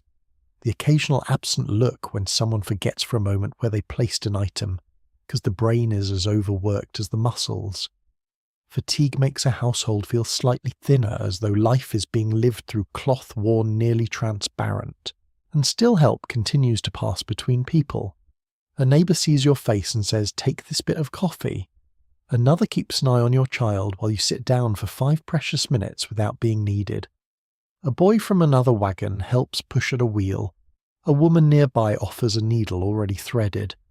These gestures may be small, but at the breaking point, small things acquire structural importance. Civilization in a wagon train is often no more and no less than people refusing to let one another fail alone. A widely recognized truth about hard journeys is that routine becomes a survival tool precisely when emotion can no longer be trusted to provide motivation. The Oregon Trail proves this daily. You do not need to feel brave to tie a strap properly. You do not need to feel hopeful to boil coffee. You do not need to feel inspired to put one foot ahead of the other. In some ways, that is the great mercy of habit. It carries you when your mood cannot. Night at this stage can feel especially tender. The children asleep, finally still. The animals quiet. The wagon looming dark beside the fire like an old companion you're not sure you like but cannot imagine leaving. The stars overhead seem colder somehow, or perhaps you're simply too tired to greet them warmly. And yet beneath the weariness there is a strange pride, not loud enough to call itself pride exactly, but something adjacent. You are still here. The family is still moving. The whole creaking enterprise has not yet come apart. Tomorrow will ask again. The road always does. Another rise, another camp, another counting of cups and children and hopes. But this phase teaches perhaps the most useful lesson of all. Love does not always look warm. Sometimes it looks like continuing while tired beyond reason. Sometimes it looks like not speaking the sharpest thought in your head. Sometimes it looks like handing the better portion to someone else and pretending you were not hungry anyway. By the time the fire sinks low, you realize the family has crossed an invisible threshold. You're no longer surviving because the journey still feels like an adventure. You're surviving because the people around you matter more than the fatigue inside you. Duty, tenderness, habit, stubbornness, all braided together too tightly now to separate. And that braid, frayed though it may be, is strong enough to pull one more day behind it. By now, progress is no longer measured only in miles. Miles are too abstract, too rude, too willing to ignore what one day has cost compared to another. Instead, your family begins measuring the journey through signs. A fort on the horizon, a known rock formation. A bend in the trail someone mentioned 3 campfires ago. A rumour carried in by travellers heading the other way. a scrap of news traded over coffee. These become emotional landmarks as much as physical ones, little proofs that the road is leading somewhere and not simply unspooling forever under your feet for its own private amusement. When a fort appears after days or weeks of open country, it can feel almost unreal. Not grand, perhaps, and certainly not always comfortable, but fixed, solid, built by people who expected walls to stay where they put them. That alone is intoxicating. After living in motion for so long, the sight of straight lines roofs that do not sway, and a yard not defined by wheel tracks has a strange power over the mind. Even before you arrive, conversation in the wagon train changes. People stand a little taller. Children ask more questions. Adults begin mentally spending provisions they do not yet possess. Several forts and major stopping points along the overland route became famous waymarkers for emigrants, places such as Fort Laramie or Fort Hall, depending on the trail and the stage of travel. They served not only as supply points, but as psychological punctuation marks in a sentence of movement that might otherwise have run on too long. Families needed punctuation. They needed somewhere to point and say, "There we reached that, therefore we are not lost in endlessness." And yet forts are also rumour factories. Before you get there, you hear everything. There is flour. There is no flour. The prices are criminal. The prices are fair if you speak nicely. The livestock ahead are failing. The road is better now. The road is worse. There is sickness further west. There are fine camps by the next river. There are no camps worth mentioning until the moon changes. A wagon train does not move only on wheels and oxen. It also moves on information, and information on the trail tends to arrive with alarming confidence whether or not it deserves it. There is a charmingly exasperating little pattern in many emigrant accounts of people treating second-hand news as gospel, until newer second-hand news arrived 5 minutes later and replaced it. Human beings, as it turns out, do not require certainty in order to sound certain. You can almost hear the campfire exchange now. A man announces with full authority that the pass ahead is easy. Another says he has heard the exact opposite. A woman listening while mending quietly decides both men sound equally unhelpful and asks instead about water and grass, which are the real questions anyway. The physical approach to a fort or noted landmark carries its own mood. Dusty wagons drawing nearer, animals lifting their heads at new smells, voices drifting from ahead. The sudden sense of entering a node in the trail's larger web where all these separate family stories briefly gather into one busy knot. Even if your family has become used to the moving village of the wagon train, a fort still feels different. It offers news from beyond your own circle. It reminds you that the journey is shared by thousands, each wagon carrying its own version of fatigue and hope. A fact borne out in first-hand recollections is that many emigrants purchased, repaired, traded mailed letters when possible, or gathered route intelligence at major stops. This made such places invaluable, even when the stock was poor or the prices outrageous. A family might approach dreaming of luxury and leave merely better, informed which on the trail can be its own kind of luxury. Knowing what lies ahead, or thinking you know, steadies the mind. Landmarks without walls matter too. A bluff, a pass a rock named by earlier travellers some natural shape that has already entered the folklore of the road. To reach one is to join a sequence of footsteps and wheels that stretches backward as well as forward. People carve names where they can. They pause to look. They tell the children to remember this, though of course the children were already likely to remember anything that broke the pattern of grass ruts and dust. A family survives partly by collecting these visible proofs of movement. Otherwise the weeks can flatten into a blur. There remains some debate among historians about how accurately emigrants interpreted the meaning of such landmarks in terms of actual progress. A famous point on the route might feel like nearly there while still leaving punishing distances ahead. In memory, certain places loom larger than the map would justify because the emotional relief of reaching them was so intense. That makes perfect sense. Human beings do not live by cartography alone. We live by felt thresholds. There is also the matter of letters and communication, those ghostly threads connecting the moving present to settle lives elsewhere.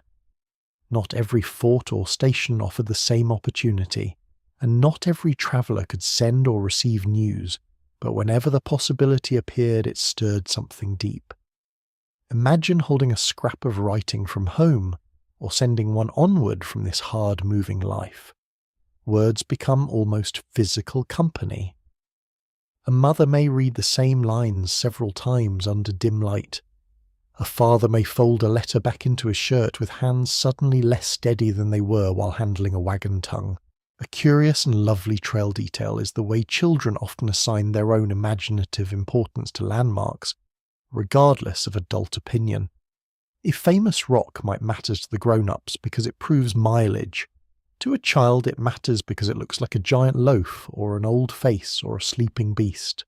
Their interpretations are not less true, merely tuned to another scale. Families endure better when someone is still capable of looking at a forbidding shape in the land and deciding it resembles a hat. At these stopping points, comparisons flourish. Who lost how much stock? Which train is ahead? Who turned back? Who is sick? Which route is favoured? Whether the year is better or worse than others. It is impossible not to listen. Other families become glimpses of possible futures. A wagon train that looks worn but still moving can be reassuring. One that looks shattered by the trail can bring a hush over your fire that night. Information on the road is rarely neutral. It enters the body. One well-attested feature of emigrant behaviour was the use of trail guides, previous accounts and word of mouth to plan onward movement, but these sources could conflict wildly. So families learned to develop a frontier version of judgment. Not certainty, because certainty remained in short supply, but a weighing of evidence. Who seems experienced? Who sounds like a fool? Who has actually come from where they claim? Who exaggerates by temperament? This is a subtle skill, and it matters enormously. A family can lose time supplies or nerve if it follows the wrong confidence. There is a small but revealing emotional pattern here too. Each landmark reached gives the family permission to feel briefly accomplished. The children may be allowed a little more freedom at camp. Adults may talk later by the fire. Supper may feel half a degree warmer. Even the complaints shift tone. You're still tired, certainly, but now the tiredness has attached itself to something achieved. We made it here. That phrase can carry a household a surprising distance. Forts and major waymarkers also sharpen longing for the end because they provide contrast. Seeing any settled structure, any garden patch, any fence, any stack of proper goods remind you just how abnormal your daily life has become. A chair begins to sound miraculous again. A clean floor becomes nearly mythic. The children stare at dogs, chickens, barrels, signs of ordinary settled existence, as if viewing rare theatre. It is both heartening and cruel. The destination feels more imaginable and therefore for a while more painfully far away. Some researchers continue to examine how rumour influenced actual route decisions on the later stretches of Western migration. That influence seems to have been considerable. People switched plans, hurried, delayed, bought extra provisions, or conserved them based on what they heard at forts and along the trail. The fact that the information was often imperfect does not make its effects any less real. In a world with few reliable channels, rumour is not merely chatter. It is weather of the mind. As evening settles after one of these stopping days, the camp has a different energy. The usual fatigue is there, yes, but now it is mixed with fresh talk. Someone saw a map. Someone heard that grass improves ahead.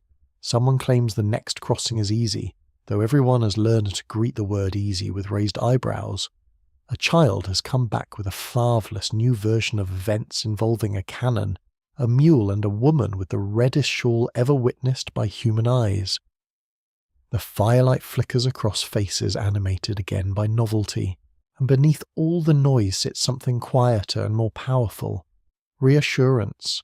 Not certainty, never that, but reassurance that the journey has shape, that people have gone this way before, that named places continue to appear, that the road can still be divided into segments and not merely suffered as one endless stretch of demand.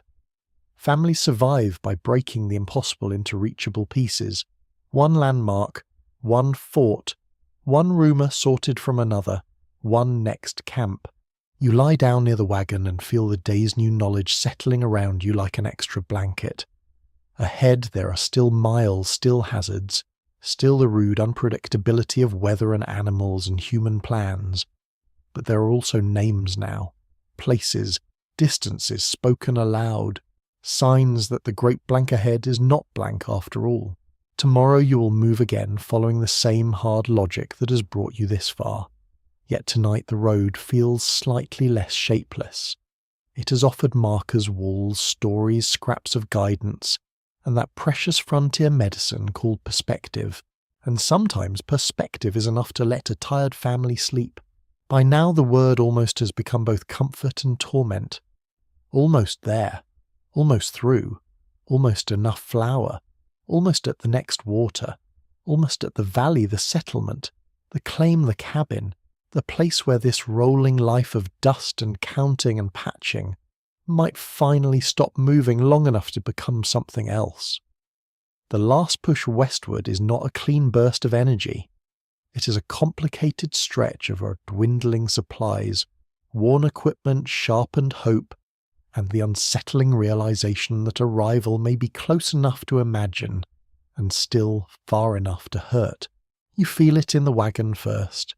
Everything about it looks more tired now, more honest. The canvas is stained and weathered. Wood bears the memory of every rut and river in scratches, knocks, and little loosening complaints. Ropes have been retied, trimmed, knotted again. Iron parts seem to groan with seniority rather than mere use. The wagon has become less an object than a veteran, a creaking co-worker that nobody particularly wants to hug, and yet everyone knows has done remarkable service. Families in the late stages of the trail often relied on gear that had endured months of punishment, and that growing fragility shaped daily decisions just as much as hunger or weather did. One well-established feature of overland migration is that by the final stages, many families were operating on reduced margins in every sense. Provisions might be lower than planned shoes nearly gone, animals' thinned tempers worn down, and repair options limited. This is what gives the last stretch its particular tension. Earlier in the journey, hardship still had reserve around it. Now reserve is precious. If something breaks, there may be no comforting sense that the family can absorb the loss easily, and still hope intensifies.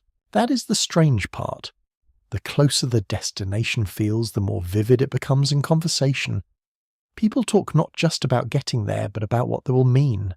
A real roof, soil to turn, a bed not rolled and unrolled every day, a fence perhaps, fruit, a stove set in one place, a door that shuts and stays shut, a creek nearby, maybe neighbours, maybe fewer neighbours than that depending on temperament and the memory of wagon train gossip. Arrival is no longer a distant moral principle. It starts to look like individual objects and sensations. The first morning without having to yoke the oxen. The first meal cooked without wondering if the wagon is packed tightly enough. Children become especially responsive to this change in tone. They ask more direct questions. Will there be trees? Will we have cows? Can I sleep in the same place 2 nights? Will there be other children? Can the dog run? Their ideas of arrival are beautifully specific and entirely sensible. Adults often imagine arrival in terms of labour and security. Children imagine it as permission to stop being perpetually gathered and redirected. Permission to belong somewhere without needing to keep up. There's a faintly funny detail in some emigrant recollections of families beginning to make plans for possessions they no longer quite had. Where the good chair will go, which curtains will hang in the cabin, What kind of garden will be planted? Sometimes the chair is long gone, abandoned a month earlier to lighten the load.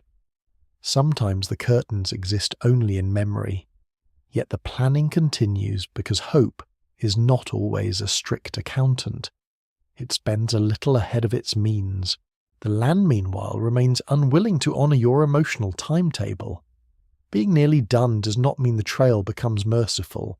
There are still rough stretches, bad camps, awkward crossings, weather turns, animal trouble, and the ongoing problem of bodies and equipment that have already given so much. In fact, nearing the end can heighten anxiety because every setback feels newly outrageous. Early on, trouble was part of the journey. Now, trouble feels like an insult. You mean to tell me we've come this far only for this wheel to wobble today? There is some continuing discussion among historians over whether emigrants tended to move more recklessly or more cautiously in these final stages. Both tendencies appear in the record. Some hurried, driven by dwindling supplies, approaching weather, or sheer longing to be finished. Others slowed, aware that one foolish mistake near the end could undo everything. You can understand both instincts. When home or whatever will become home begins shimmering just ahead of you, patience becomes either easier or nearly impossible. Animal care remains central to survival even now, perhaps more than ever. The oxen that carried your world this far are tired too. Their ribs may show more sharply. Their pace is slower. Every hill reveals the truth in their shoulders. Families understood this deeply. Feed, grazing, water rest all remained urgent concerns to the end.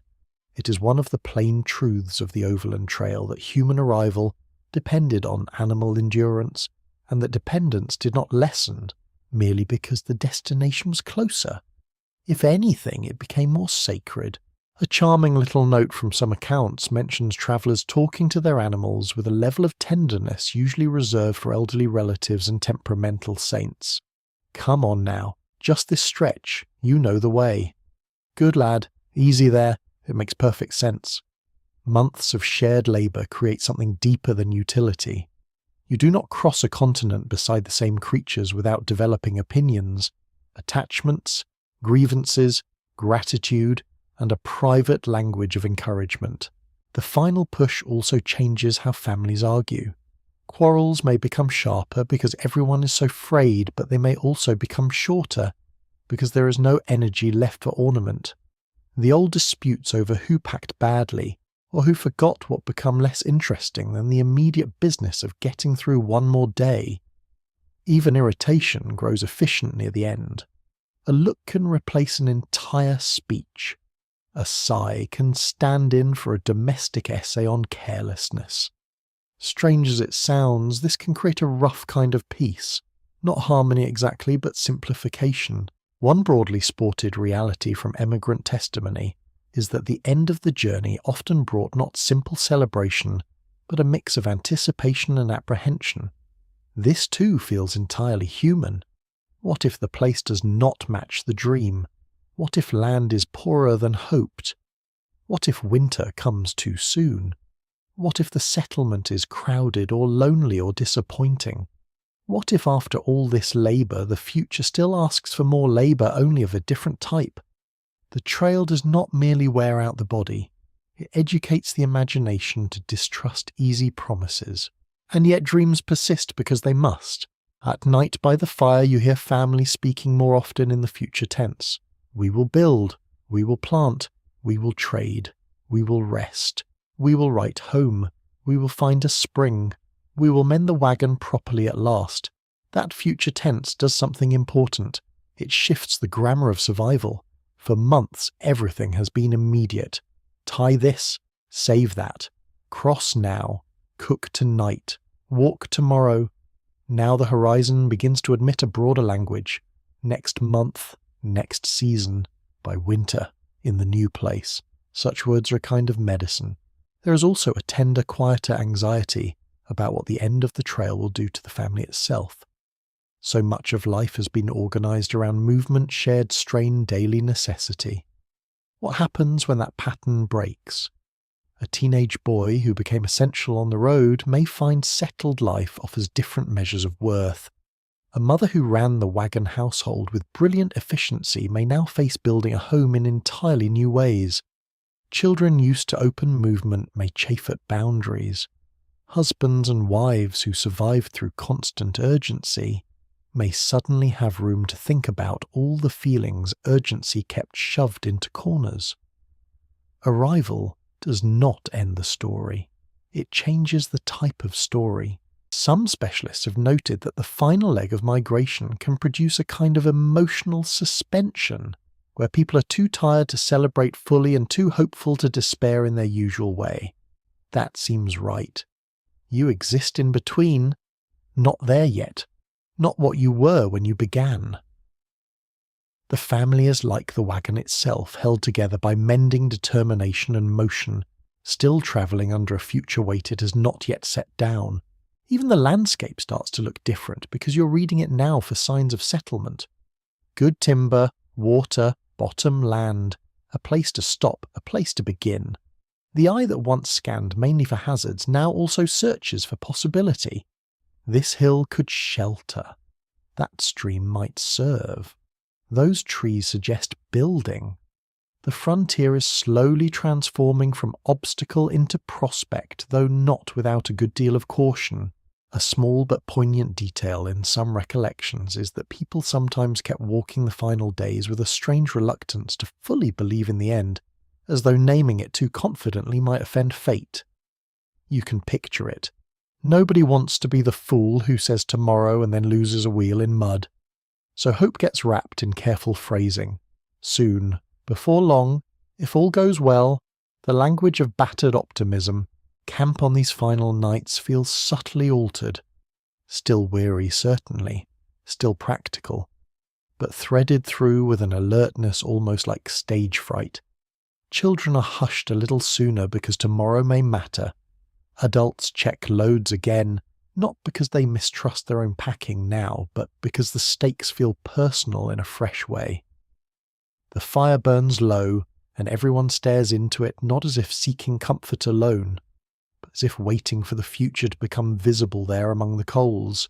You lie down and listen to the familiar sounds, animals shifting canvas, rustling, someone clearing a tired throat, a child mumbling in sleep, and feel the deep oddness of this nearly finished life. For so long, survival has meant continuing.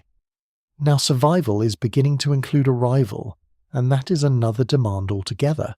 To stop, to settle, to believe in a place after so much movement, to let the mind unclench from road thinking. But first one more morning, perhaps a few more, one more fire, one more yoking, one more day of walking beside the wagon that has carried the shape of your family across dust rivers, sickness, weather, grief songs, and small comforts. The road has not released you yet. Not quite. It still stretches ahead in its usual patient way. And so you rise toward the end as you rose toward everything else on the trail, tired, practical, hopeful, wary, and together. At last the road begins to lose its grip on you. Not all at once, and not with the grand musical swell that memory later likes to add, but in quieter ways first. The wagons still creak. The children still need watching. Somebody is still worried about flour. Somebody else about the team, and the ground underfoot remains perfectly capable of being inconvenient out of sheer habit. Yet something in the air has shifted. The destination which for months has lived mostly in talk, in rumour, in endurance, in those careful little phrases like soon, and if all goes well, now begins to press against reality. You are close enough that people stop imagining arrival in general, and begin noticing its actual details. There are more signs of settled life, more traces that people have stayed rather than passed through. Fields perhaps, or fences, or cut timber, or smoke rising from a place that belongs to itself, rather than to a single night's camp, even if what lies ahead is still rough, still provisional, still thinner than the homes you left behind. It is fixed. It does not roll. It does not need to be packed at dawn. That alone feels almost miraculous. For a family that has survived the Oregon Trail arrival is not simply a location. It is the end of one set of reflexes and the beginning of another. You have been living inside trail logic for months, Count the children, check the wheel, save the grease, watch the sky, boil the water, tie the strap, move before the heat, camp before dark. Now another kind of thinking edges in. Where will we sleep tomorrow? What can be unloaded first? Which tools are needed now not for travel but for staying? How do you turn a journey into a life? A point well supported by emigrant accounts is that reaching Oregon or other Western destinations did not mean stepping into comfort at once. Families often arrive to find more labour, waiting building shelter, finding provisions, arranging land, confronting weather, and adjusting to communities that could be sparse-strained or simply unfamiliar. The end of the trail was not the end of hardship, it was the end of wagon hardship. That distinction matters. The destination offered stability, not magic, and yet stability itself is an astonishing gift after so much motion. You see it first in the way people look at ordinary things.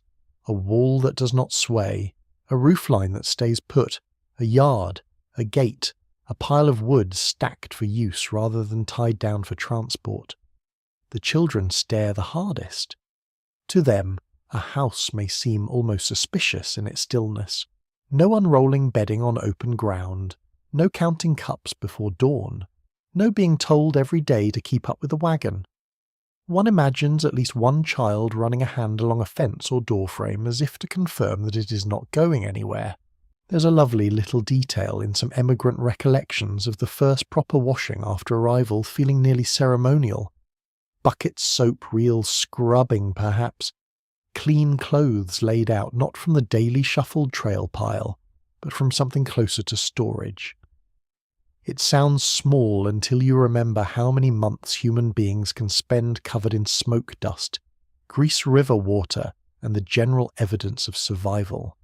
To wash thoroughly is not only to clean the skin, it is to tell the body the danger has changed shape. Unloading the wagon becomes one of the strangest tasks of all. For so long every object had to justify its place by usefulness in motion. Now the question becomes where it belongs in stillness. A kettle once tied for miles can simply be set down. A chest can stay open. Bedding can be spread without calculating how fast it must be folded back. A cup may be placed on a surface and left there overnight like an act of dangerous extravagance.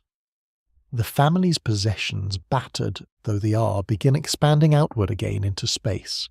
This moment has emotional weight too. Some things that survived the trail now emerge with new dignity. A Bible wrapped carefully all these months. A spoon kept through every crossing. A ribbon. A child's toy. The cracked cup nobody discarded. The patched blanket that saw the family through cold and fever. They are not just belongings anymore. They are witnesses. To unpack them is to unpack the road itself. There is ongoing discussion among historians about how emigrants remembered arrival later in life, whether as triumph, relief, anticlimax, or the beginning of a different kind of struggle. The answer varies naturally, but many accounts suggest a complicated blend. People were grateful, certainly. They were also stunned, exhausted, grieving, uncertain, and often too busy to celebrate in the grand style later generations might expect. After months of living by the immediate demands of travel, the future can feel almost too large when it finally opens. You notice this in the adults first. A father stands beside the unloaded wagon with a look that is not simple happiness, but something heavier and quieter. A mother sits for the first time in a space that might become hers, and seems almost unsure what to do with stillness. Older children drift between excitement and bewilderment. Everyone has been defined by the trail for so long that stepping out of it feels a little like stepping out of weather. You are relieved, yes, but also oddly unsteady. If the wagon does not move tomorrow, who are you in the morning? One widely recognized truth of migration is that journeys change families internally as much as they change their address. The Oregon Trail certainly did. The people who arrived were not the people who set out, even when all the names were the same. Children had become workers, walkers, Watchers, keepers of younger siblings, small experts in hunger and dust and adaptation. Women had carried households across open country through skill that was part domestic, part managerial, part heroic, though nobody on the trail would have used the last word very much because there was too much supper to make. Men had learned what strength actually meant when wheels broke. Animals, tired, and confidence had to survive long after energy had gone home in spirit. A curious and very human tidbit from later reminiscences is that some emigrants missed certain aspects of trail life after settling, not the danger, certainly not the cholera, or the muddy camps or the blistered feet, but the strange intimacy of the moving family, the shared purpose, the evenings around one fire, the intense clarity of daily necessity. It sounds almost absurd until you think about it. Hardship binds people in unforgettable ways. Once the road is gone, its absence can echo too. The losses arrive here too, of course. Not everyone who began the journey stands at the end of it. Arrival does not cancel that. If anything, it sharpens it. A place at the table is still empty. A voice is still missing when plans are made. The family reaches the destination carrying ghosts in perfectly practical ways in the objects kept. The habits altered, the names spoken carefully, the moments when someone turns to share a sight and remembers.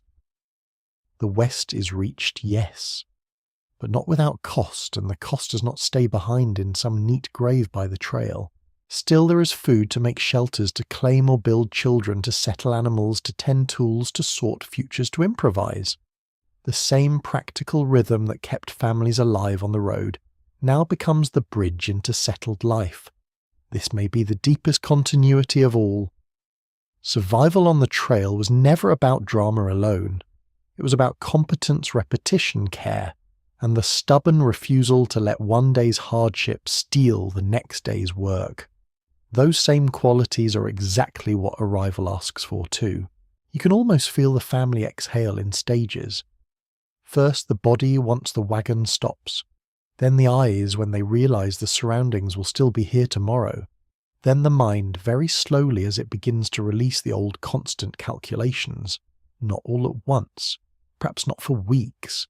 A mother may still wake before dawn expecting to roll bedding. A father may listen in the night for animals as if camp still circles him. A child may ask when they are leaving again. The trail remains in the nerves long after the wheels stop, but so does what it taught. It taught the family how much weight they could carry and how much they could surrender. It taught them that the ordinary work of cooking, mending, counting, soothing, lifting and walking is often what history rides on, not merely speeches and maps. It taught them to notice water weathergrass, health mood, and one another with a precision settled. Life rarely demands until it is too late. It taught them that love is not always soft, but it is often specific. A cup handed over, a shoe mended, a child called close, a wagon packed just right, a song remembered, a place made for someone when space is short. Now the road lies behind them, though not really behind, more like folded into them. The wagon stands emptying in the softening light.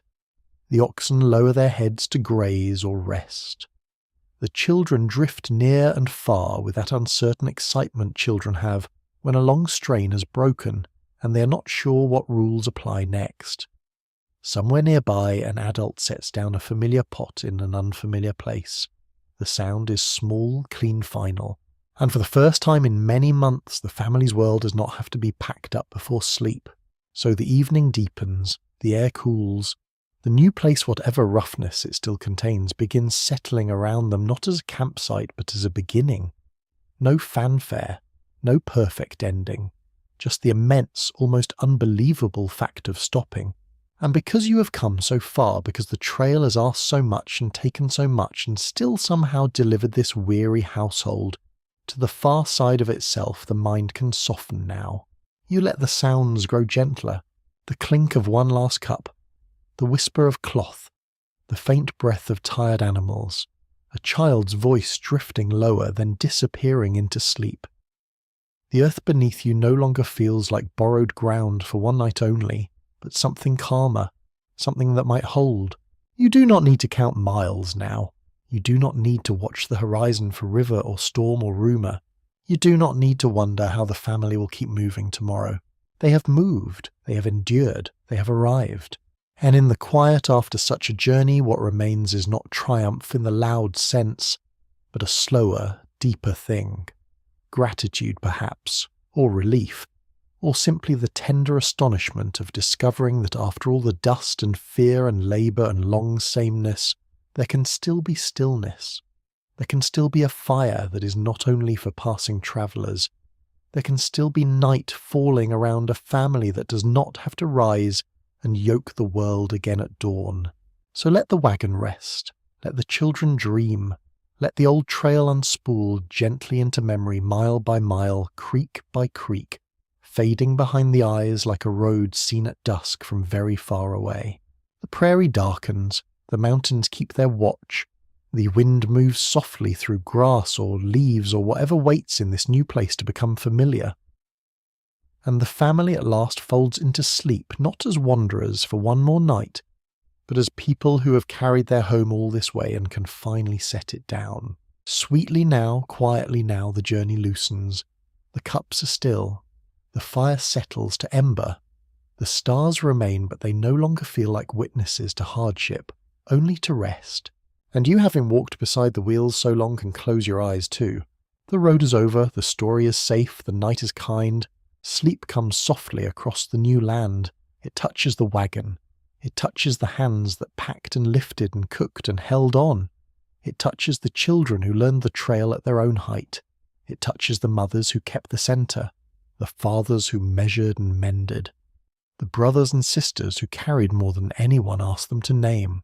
Everything grows quieter now. No more counting, no more crossing, no more same path daily. Only the hush of arrival. Only the comfort of having come through. Only the dark, gentle mercy of rest at the end of a very long road. Sweet dreams.